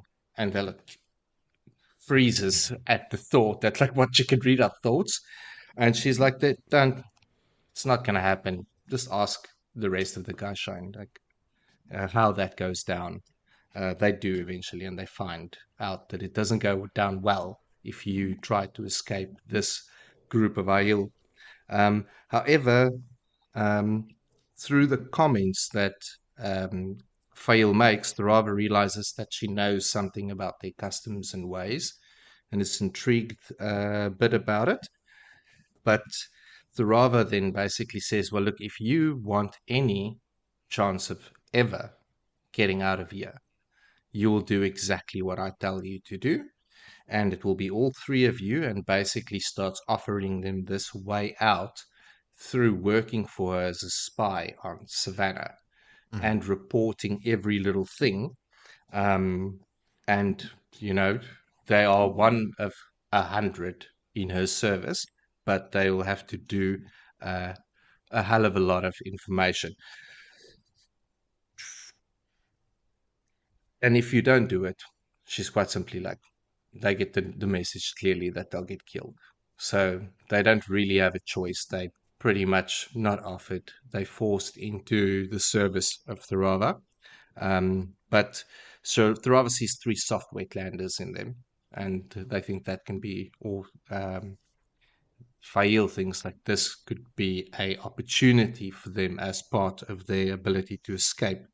One of the comments was made about Inquisitor's cooking, raised the thought in Maigdin, like maybe remember something from her days in captivity, like about inquisitors or questioners putting people to the cooking. Maybe they're going to tie them up in a spit and rotisserie or something. All right, yeah. I think she thinks to herself that she has heard that the questioners employ some of these methods, and if that is what is implied here, if that is what will happen to them. Is this is all happening while they're marching off, right? Like they're packed up, and the whole procession is on the move. Is moving. Yeah. No, like they're pretty much free to move, and every now and then Rowan comes past and all the rest. The eventually they know it must be midday. They can't really tell because they stop to have, again, they're being fed dried beef, they get bread, they get just ice cold water that gives them ice cream headaches right now because it's cold. And thoughts drift again to Galina, and this, so like, why, how did it get to this? She then, while they're sitting and having lunch, they spot someone in white watching them, and they realize, oh shit, this is, or Faile realizes that this is Galina. Galina realizes she's been spotted and takes the opportunity to come closer, and then she acts, she's a house cat, or Faile likens her to a house cat pretending to be a leopard. Faile then says to her, yes, what is an Aes Sedai doing in a place like this? And how do you, as an Aes Sedai, do what you're doing, sort of putting her in her place. And she flushes in red Galina, and then turns that assume itself shame to what she's become, and turns it into anger on Faile, and bursts out and also tells a straight out lie. So we know, obviously, Galina's Black Arger. Questions from Alliandre makes her, in case we didn't, questions from Alliandre obviously makes her furious. She's got a voice of acid and spitting in their faces and shouting and all of the rest. But she tells them about the punishment they'll receive from Sevannah in her service if they try and get away. Maigdin pretty much says that she's a disgrace to the tower, to which Galina replies that the Wilder will shut up So Galina luckily doesn't recognize Morghese at this stage. So Galina then asks after, so Alliandre, is this really your liege lady? Pointing to Faile. Faile then pipes up, you can ask me straight out. And she pronounced, I am Lady Faile te Abara. Yeah. She thought she was going to get away with using her married name. But then Galina picks up. She's like, ooh, Ibarra like Perrin Ibarra, Rand's friend. Savannah's really after Rand. This is interesting information. You're fucked. And that all goes down. It's like, oh, shit. And then pretty much Galina gives them the opposite offer, that if you're around Therava, she's got the little box, and inside the box is a little rod, and you will get that rod to me. And if you do, I will take you with me and escape. A second escape offer comes in for the help of their service. Faile then thinks, oh, well, yeah, I said I can't lie. If she says she's going to take us along, this must be true. Dun, dun, dun. Yeah, unfortunately. And fighting through the snowstorm, they start planning. And that's the end of that chapter. Yeah. I think if we've learnt anything, it's that you do not accept offers of escape from Red Aja members who are actually Black Aja members. No. On Now, that, come with me. I know a way out of here. I mean, I sort of jokingly commented like as if that was not clear, but do first-time readers know at this point that Galina is Black Aja? Surely. I mean, we know that, so we read everything she does through that lens. But I mean, I don't think there's anything up to this point that points Galina into Black says it Aja outright. direction. No. Just I think you guys are so wrong. I can't prove it. I have no evidence to the contrary. But I'm pretty sure she's been outed. Wasn't she part of those 13 that left? No, she was part of the people that No, she was part of the Rand Box kidnapping procession. And she was around sent by Alliandre. She was around other Aes as the Sedai head. that were not Black Aja. So like there is, when Alviarin talks about Galina and letting Galina go, it's she said the same thing about Tovine, who's not Black Aja. She's just a red, so like Alviarin and Alliandre are talking about Galina and Tovine, and like these are all reds and Alviarin, obviously. But I don't know that I can't think of a specific scene in which Galina would have divulged that bit of information. She lies here, because what she says to Faile is that I'm doing very important work for the tower here, right? If I must not fail, or something along those lines, which we as readers should read as like, well, that's a bold-faced lie, right?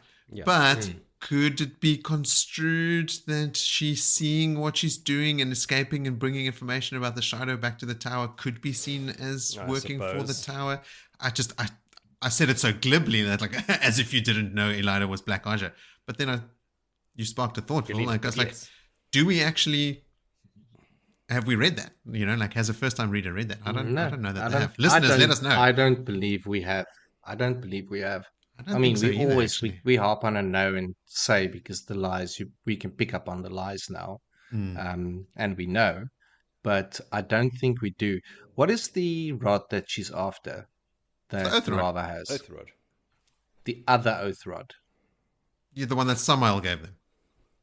Yes, but isn't that a fake? That's a real one. That's the... No, that's what they made us swear to Therava on. It's the one with the number 111 on it. Yes. No, it's number 2 or something. The one in the tower is 111. Number 111 of 250. Yeah. Yeah, something like that. And so she can free herself from those oaths. Exactly. That's why she wants the oath rod so badly. I was shocked that this oath rod plotline was thrown in so early, because to me that sounds like Endgame, like that whole scene where Galina tricks them and they end up in the basement of a building that's collapsing during the attack of Perrin's forces on the town and everything. That's all around this exchange of like finding the oath rod and that sort of stuff. So that's all happening in book 11. But Galina, like they've just met.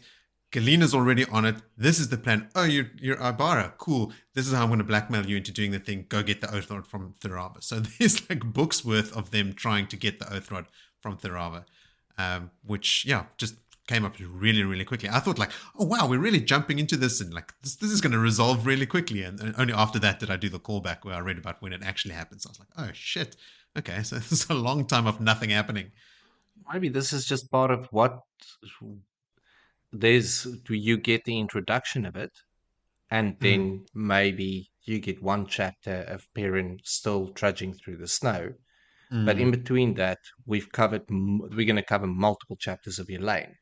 So in your mind this is not coming to a resolution, but we're dealing with awesome shit the whole time because we know Elaine's arc and her storyline is going to be amazing here.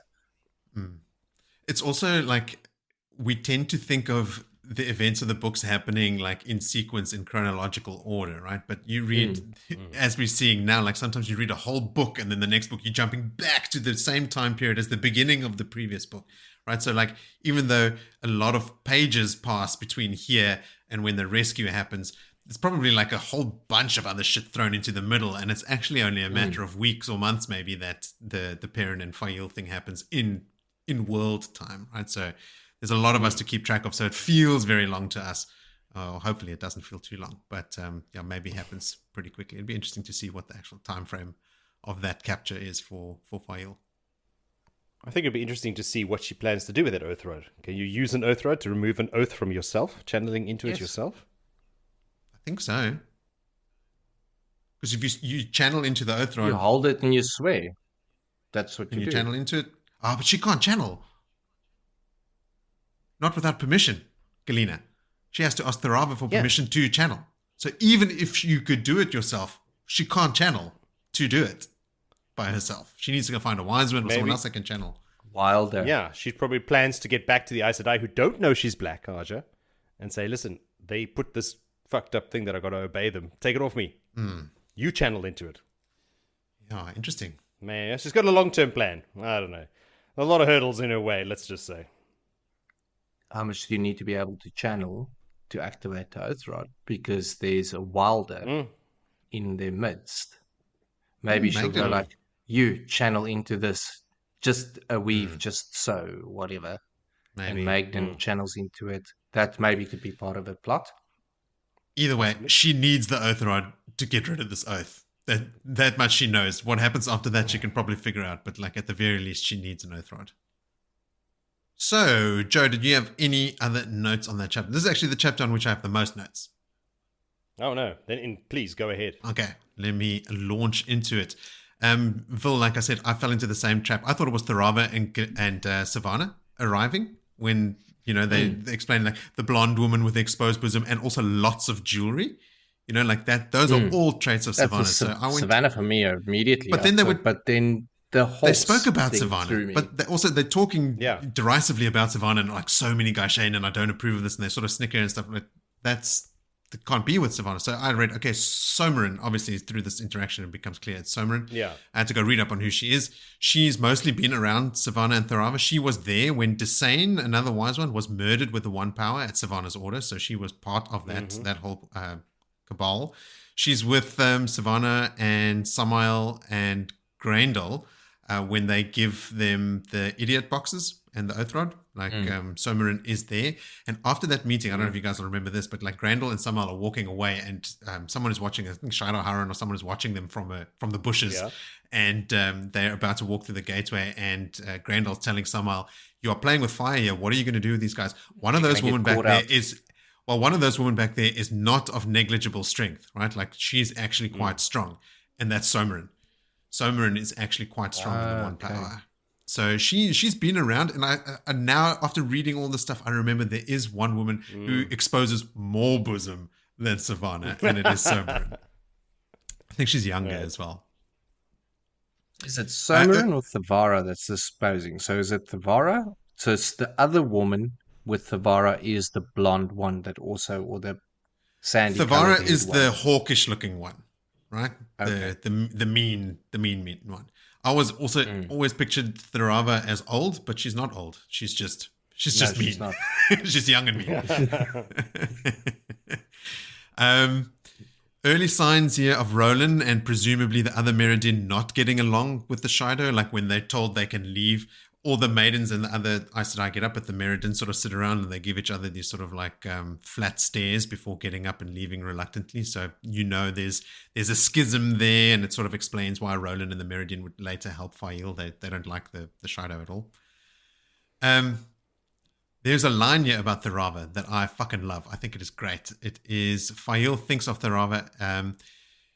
You mentioned this briefly, Vil. In that glance, she knew the woman sought, eager to crush any challenge utterly and capable of seeing challenge in a casual glance. That is Therava through and through, right? Like any challenge, she wants to crush utterly, and even the most casual of glances, she'll see as a challenge. Like she is just quick to anger. Like a brood in the Jolly Dolphin on a Friday night. Yes. And then later, Faile also spot on thinks about Therava as people like her believed in fear as a motivation before any other. That's why she's like, Therava thinks of them as soft wetlanders and that they're afraid, and that the fear is what's motivating them, and they can use that to their advantage. Her preconceived idea is what they're going to use. It was pretty hectic. Faile thinks seeing Sevannah is like seeing Logain or Mazrim Taim, having, quote-unquote, painted their names across the sky in blood and fire. She knows about Couladin, but she also knows who was behind him. So, Vil, you said that she knows about Perrin's battle at Dumas Wells and what Savannah's role was there, but she also, I think she even names Matt. She knows from Matt's exploits against Couladin who was actually pulling the strings behind Couladin. So she knows seeing Sevannah is like, oh shit, this is a big deal. This is like seeing Taim or Logain or someone, a false dragon. The difference between Alliandre and Maigdin is funny. Alliandre is like giving up. She's sort of staring at nothing. But Maigdin, quote again, did her best to glare a hole through the slim Domani. Like there's a Domani gai'shain in front of her, and Maigdin is like all fucking piss and vinegar. And but Alliandre is completely given up. She's just staring off into the distance. Faile thinks to herself, she's spot on, firstly thinking that if they don't play along, they'll be murdered that night, but not because they're not playing along, but because Therava's scheme would then be unearthed, right? So Therava is taking a gamble by employing these gai'shain to spy on Sevannah, and if they don't agree immediately, Therava's not going to let that knowledge just go, like the gai'shain talking about what they've been asked to do. So Faile knows, if I don't say yes, we will be murdered in our sleep tonight. Fact. And she is spot on. And then I had the same thing as you, Vil. When she thinks of Galina, she says, Galina said she would help them. Vile she might be, but Aes Sedai could not lie. I was thinking, drats! That old thing, getting them again. But she even thinks to herself, Faile that is, she might betray them if it suited her purposes. Ding, ding, ding. 10 points to Faile. And I also, my last note is that final line. She fought through the snowstorm planning. Not walked, not trudged. She fought through it, and she was planning the whole time. Like, never say die. That's our girl. Words out of my mouth. All right. Let's move along to our last chapter for today's episode, which is chapter 5, called Flags. Joe, please flag us down the home stretch here in our last summary for the episode. All right. I'll be quick. A whole bunch of shit happened to Perrin. We're back with him. All right. Bunch of shit happened off page. Mm-hmm. Perrin is in the wolf room. That's how we find him now. He is trying to find Faile in Alliandre. Mm-hmm. Right. Hopper is there as well, telling him, dude, you're a moron. She is not here, and you are here too strongly. You must go back. Perrin's like, I will not, and attacks Hopper. Hopper being too pro in this world to take any of that shit from this young cub, simply flies away, and Perrin snaps out of it eventually, waking up inside a tent, noticing that sunlight is happening and whatnot. Where am I? What's going on? You think he's in his tent? No, he's not in his tent. Of course, he was found by Berylane and put into Berylane's tent because a bunch of shit, as I said, happened. He went off running through the cold looking for her. I don't know. Did you guys get this as well? Like, this all happened off page? Did I miss something? No, it happened off page. Like, he and Talonvor sat in the snow until they basically got hypothermia and then had to be nursed back to health. And Perrin made sure that Anura nursed him back to health in her tent. Because I thought that he went running off, like to go and look for her, and they had to go and find him, and they found him unconscious, like. So I don't know what the fuck happened though. So he just sat there with Talonvor. Well, there's a scientific explanation for this. Okay. In the midsection stages of hypothermia setting in, you become delusional. One of the things that people do is strip down naked. Yeah. Because they believe they're actually hot. They feel hot. One of the things they feel hot. So it's even possible that Perrin found them running around naked, and then said, "Mighty, Holding now." hands. She took off those clothes. She tells him as much. She has servants who did it while she watched in amusement, I presume. But yeah, so he wakes up and he's inside Perrin's tent. They apparently tried to move him. He was growling and trying to bite people and like a wolf. And yeah, like she was the only one who can handle him. And then he had to be healed, of course, as well. And he's like, well, okay, maybe I'm getting ahead of myself. He wakes up. First thing he realizes he smells. He has his smell. Works perfectly fine now, doesn't it, Willie? And smells Perrin, and he's like, oh shit, I'm in Perrin's tent. So without lifting his head or anything, he's like, have you found Faile yet? And she tells him, like, no, scouts. Like, I sent some scouts to go and look. When they didn't come back, I sent a full company, and we found the scouts. All dead. Ambushed 5 to 6 miles from camp with crossbows. So apparently it wasn't the Shido that got them. It was apparently, it could only be the Musima's men, I imagine. They do like to crossbow people in the woods. And axe wounds or something, isn't it? Like Axe wounds and crossbow arrows. Yeah. Shido So long gone. they were taken out. Yeah. Shido, yeah, they're a day ahead. And like Shido speed, day ahead. This is when Perrin notices he's naked. You know, and wants an explanation, and she says, like, yeah, I know. I have written it down. She says him and his armsmen might have frozen to death if she hadn't gone looking for them. All right, his armsmen, I assume she just assumes Talonvor. I don't see Talonvor as Perrin's armsman. Yeah, so Perrin was like numb. He couldn't hear anything when they found him. He was growling at everybody and everything, so they had to bring him back. She got Anora to heal him, and Perrin is like, well, why didn't you get like the other Aes Sedai, the wise ones? No. Or one of the Ashaman to do, and she's like, listen, man, I just thought about my own, I said my own Aes Sedai, my own advisor first before anyone else. It's all so innocent with her, and none of it is fucking innocent. It was all because she wanted it that way. All right. But again, it's enough information for it to be true, so you can't prove her wrong, but he's just going to leave it. He's going to be calm. He swears he's not going to shout at her tonight. He remembers how angry Faile gets when he shouts at Perrin. So he will not do it today. All right.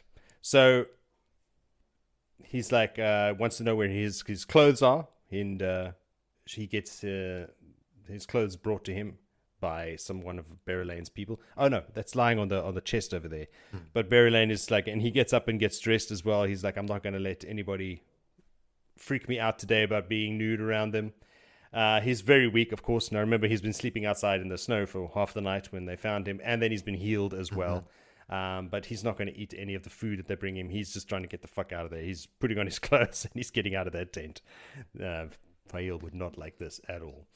Yeah, but it's very stupid, because Lini also told him to eat. He didn't eat the night before. He didn't fill his tummy with hot food that was there waiting for him, and then went and sat out in the snow like a bloody baboon until he lost his mind.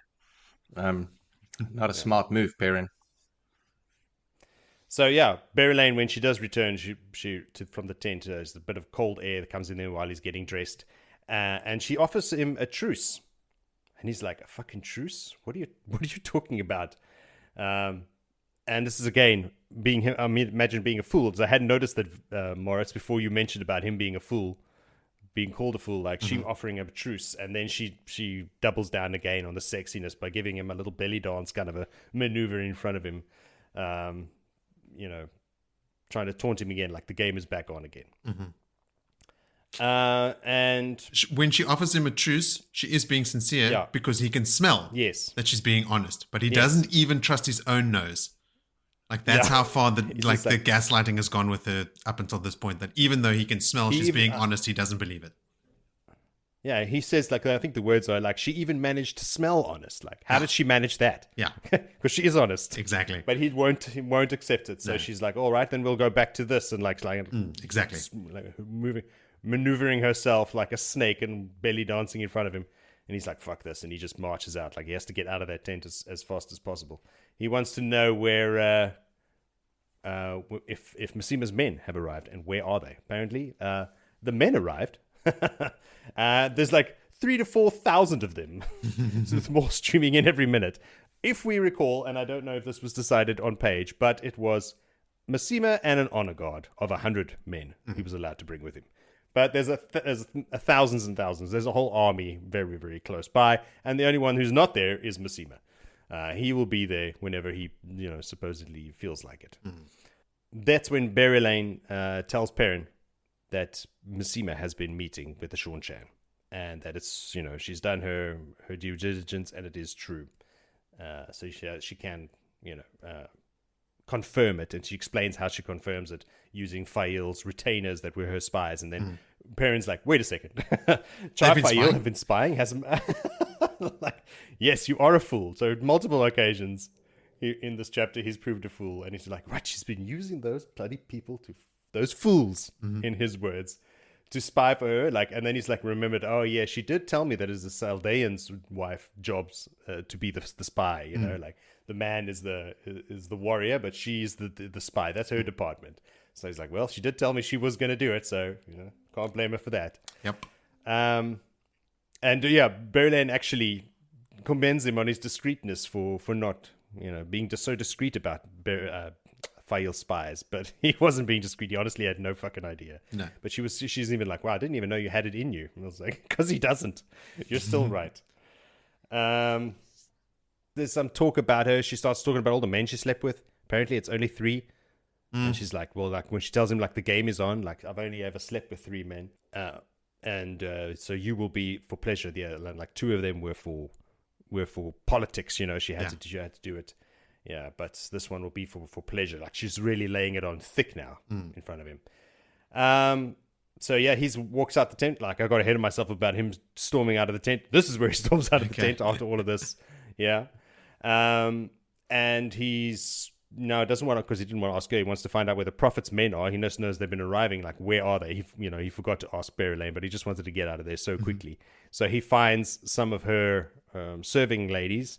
And there's a weird giggling behind their hands moment where because like everybody knows what's going on. Like, he woke up in her tent, and now there's rumors, and everybody knows, like, Berylane's servants all know what she's like and what she's after. So they're all in on the gag, and he's not liking it. But they do eventually tell him where he needs to go, where the men are camped at. But he stalks off, I assume, in another direction, because he doesn't go to the prophet's men. Unless his men are in between them, and that's where he finds his men, and everybody, the Maigdiners, and who else was there? The Galinans, whoever we want to pronounce them today. Everybody, all those orders he gave when he was shouting at everybody in Willie's previous chapter have been followed. Everybody is ready to go. The horse lines are like this, and the saddles are on. The men have their swords and their quivers and their coats, and they're like all haunched around fires, but they're just waiting. Like, they haunched around. What I liked was they haunched around fires with the reins of their horses in one hand, like, in their hands. Like, that's how ready they are to go at the drop of a hand. But all neat and tidy, like all the army's own, like in their neat and tidy lines and everything looking great, except for the 2 rivers men, of course, just haphazardly hanging about. They're milling about. They're also around their fires, and they're also ready to go. They've got their quivers, full quivers ready.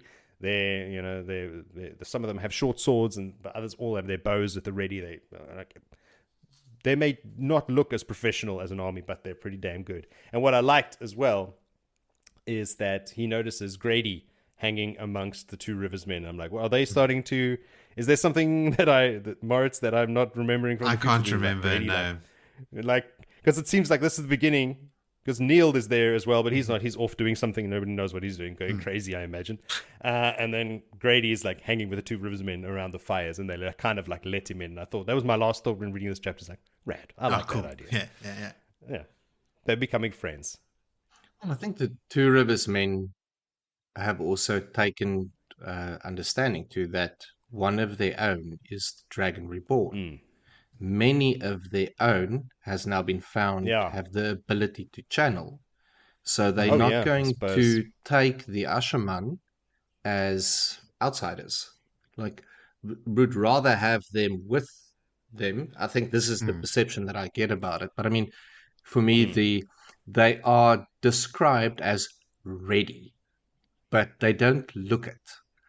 Also, Joe Grady was a farmer. Yes. All right. So they have stuff to talk about. They do. yeah, They have sheep and things stuff. in common. Yeah. How did you do your crop rotations? Oh, I used to do them like this. Or whatever I farmers channel talk a bit about. of I have no sardine, idea. just so.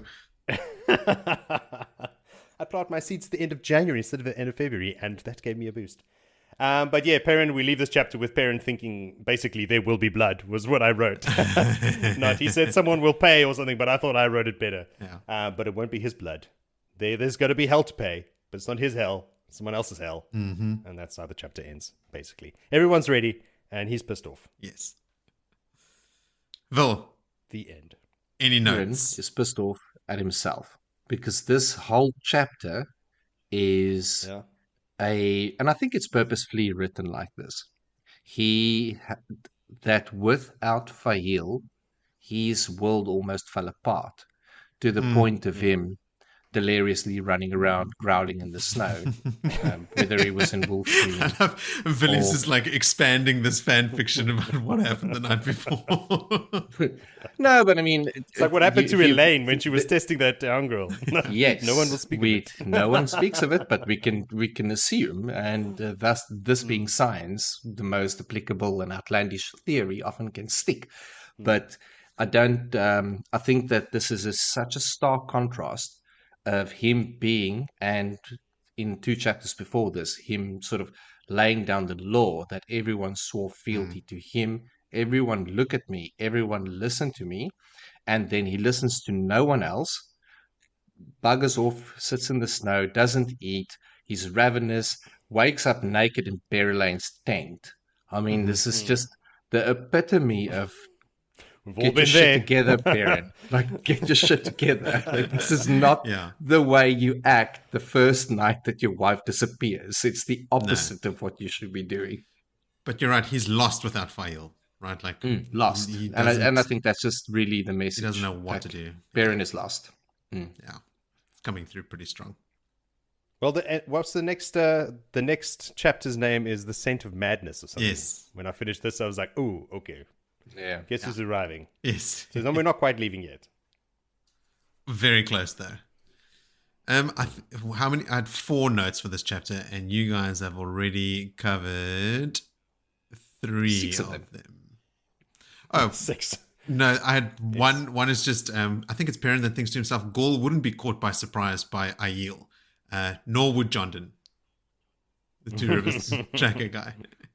And then my last thought was the chapter ends with Perrin talks about like how men will die in pursuit of his wife, and he's going to have all these nightmares and everything. Is he talking about leading an army to fight the Shido to get her back, and their lives will be lost in the conflict? I imagine it's a bit of a weird was way an to odd word one. it. At the, It was vague. yeah, which is why I used my own words at Yes, the end. there will be blood. That's what I understood. Safe bet. There will be blood. Yeah. Yeah.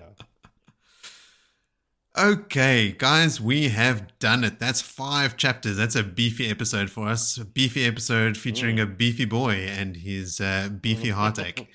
Did you guys remember to pick your favorite moments? I sure do my homework, and I have. Oh, like a good boy. Vil, what is your favorite moment? My favorite moment is the fact that we have Perrin, even though it's not his best episode. It's quite chaotic, but having we've been so long out of the three two river boys. They've split so far apart, and that we actually have a bit of Perrin in this. Like, it's nice to get back in touch. We've got the 2 river men that's with him, and it's just I like having Beefy Boy back. I mean, there's a lot of Beefy Boy in the beginning.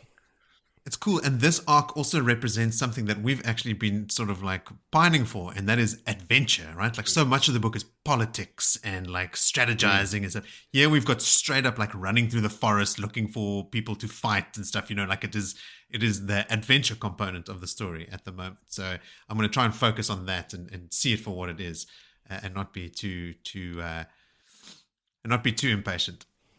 Because we've seen Rand a little bit. He's laying false trails. And now we've seen Perrin a bit, and he's going off on his adventure. Is Matt still lying under the rubble of that wall in Ihudar? Right now. Basically. I think when we get to Matt, it's a big jump back in time, right? Like it'll be... Okay. Yeah. It will be.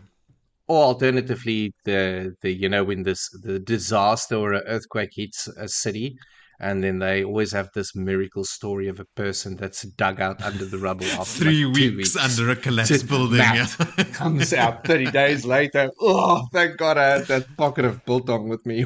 Thin and hungry and ready to play dice. Yeah. All right, Joe, what's your favorite moment? I mentioned it right at the end of my other chapter that Grady is hanging out with the Two Rivers men. They are the most tolerant. They are accepting of everyone. Especially another fellow farmer, old Jer. Yes. They're going to call him Jer now and not Grady. Yeah. I like that. He's making a friend, shame. Because I feel so sorry for these Ushermen, because they are going insane and dying in huge numbers. And being turned to the shadow against their will, and all kinds of horrible things that they see and do. And they're just hanging with the Two Rivers guys around a fire and talk shit, have a glass of wine or something, Yeah. Have a braai. Just be a dude for a while. Yes. My favorite moment is also Two Rivers centric. Like you guys both picked something about the Two Rivers, and mine is just like Daniel Lewin and Jondon, like all the talk about like people, the slang, not knowing a footprint from an oak tree, and the fact that Jondon is such a good tracker. He can follow yesterday's wind, and the Aiel noticing like, oh yeah, he's a great tracker. He's as good as that Elias Makira guy who, like I said before, like lives in the goddamn forest and has magic wolf powers, right? Like Jondon is as good a tracker as he is, which is awesome. My honorable mention is the maidens letting Gaul lead that search. Understanding that obviously Gaul and Chiad have a bond of some kind, and even though there are 2 maidens out there, they're letting Gaul take the lead. Why? What would it be? Like, I mean, is there something in custom? It would be interesting to see, because maybe there is something in custom that, like, yes, she's a maiden. They are maidens and they are part of our society.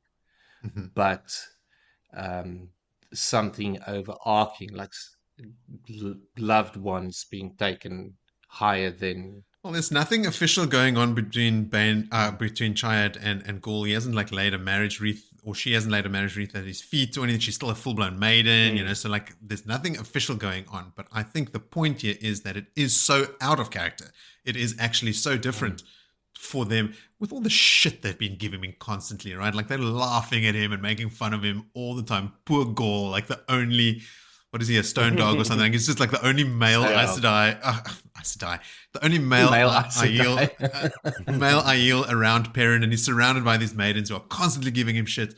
But here, when the rubber hits the road, the maidens go, okay, Gaul, you take the lead. Like, we joke about you can't track, you can't fight, you can't run, you can't do this, you can't do that. Pretty good at a jumping kick, but that's about it, like that sort of attitude. And here they are still letting him take the lead, which is, that in itself is noteworthy, even though it contradicts everything that we've come to learn about, specifically their relationship as well. I want to mention my tangent that I didn't. Oh, I yes. left it for the end. Okay. It was nothing. It was a thought that occurred to me this morning because I watched, to age the podcast, episode 4 of season 4 of The Boys. And it only dawned on me then that the 7 are the Forsaken. Like, uber powerful. Oh, basically, yes. Egomaniacs. Egomaniac morons. Yes. Like, they are exactly like the Forsaken.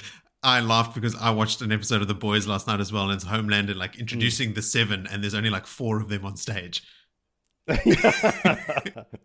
Caricatures, right? Like laughably up their own butts. In some cases, literally. Wow. Let's move along from that one. To our listeners, send in your favorite moments, your favorite episodes from The Boys, your clarifications, your opinions, your shower thoughts, crazy theories, or just say hi.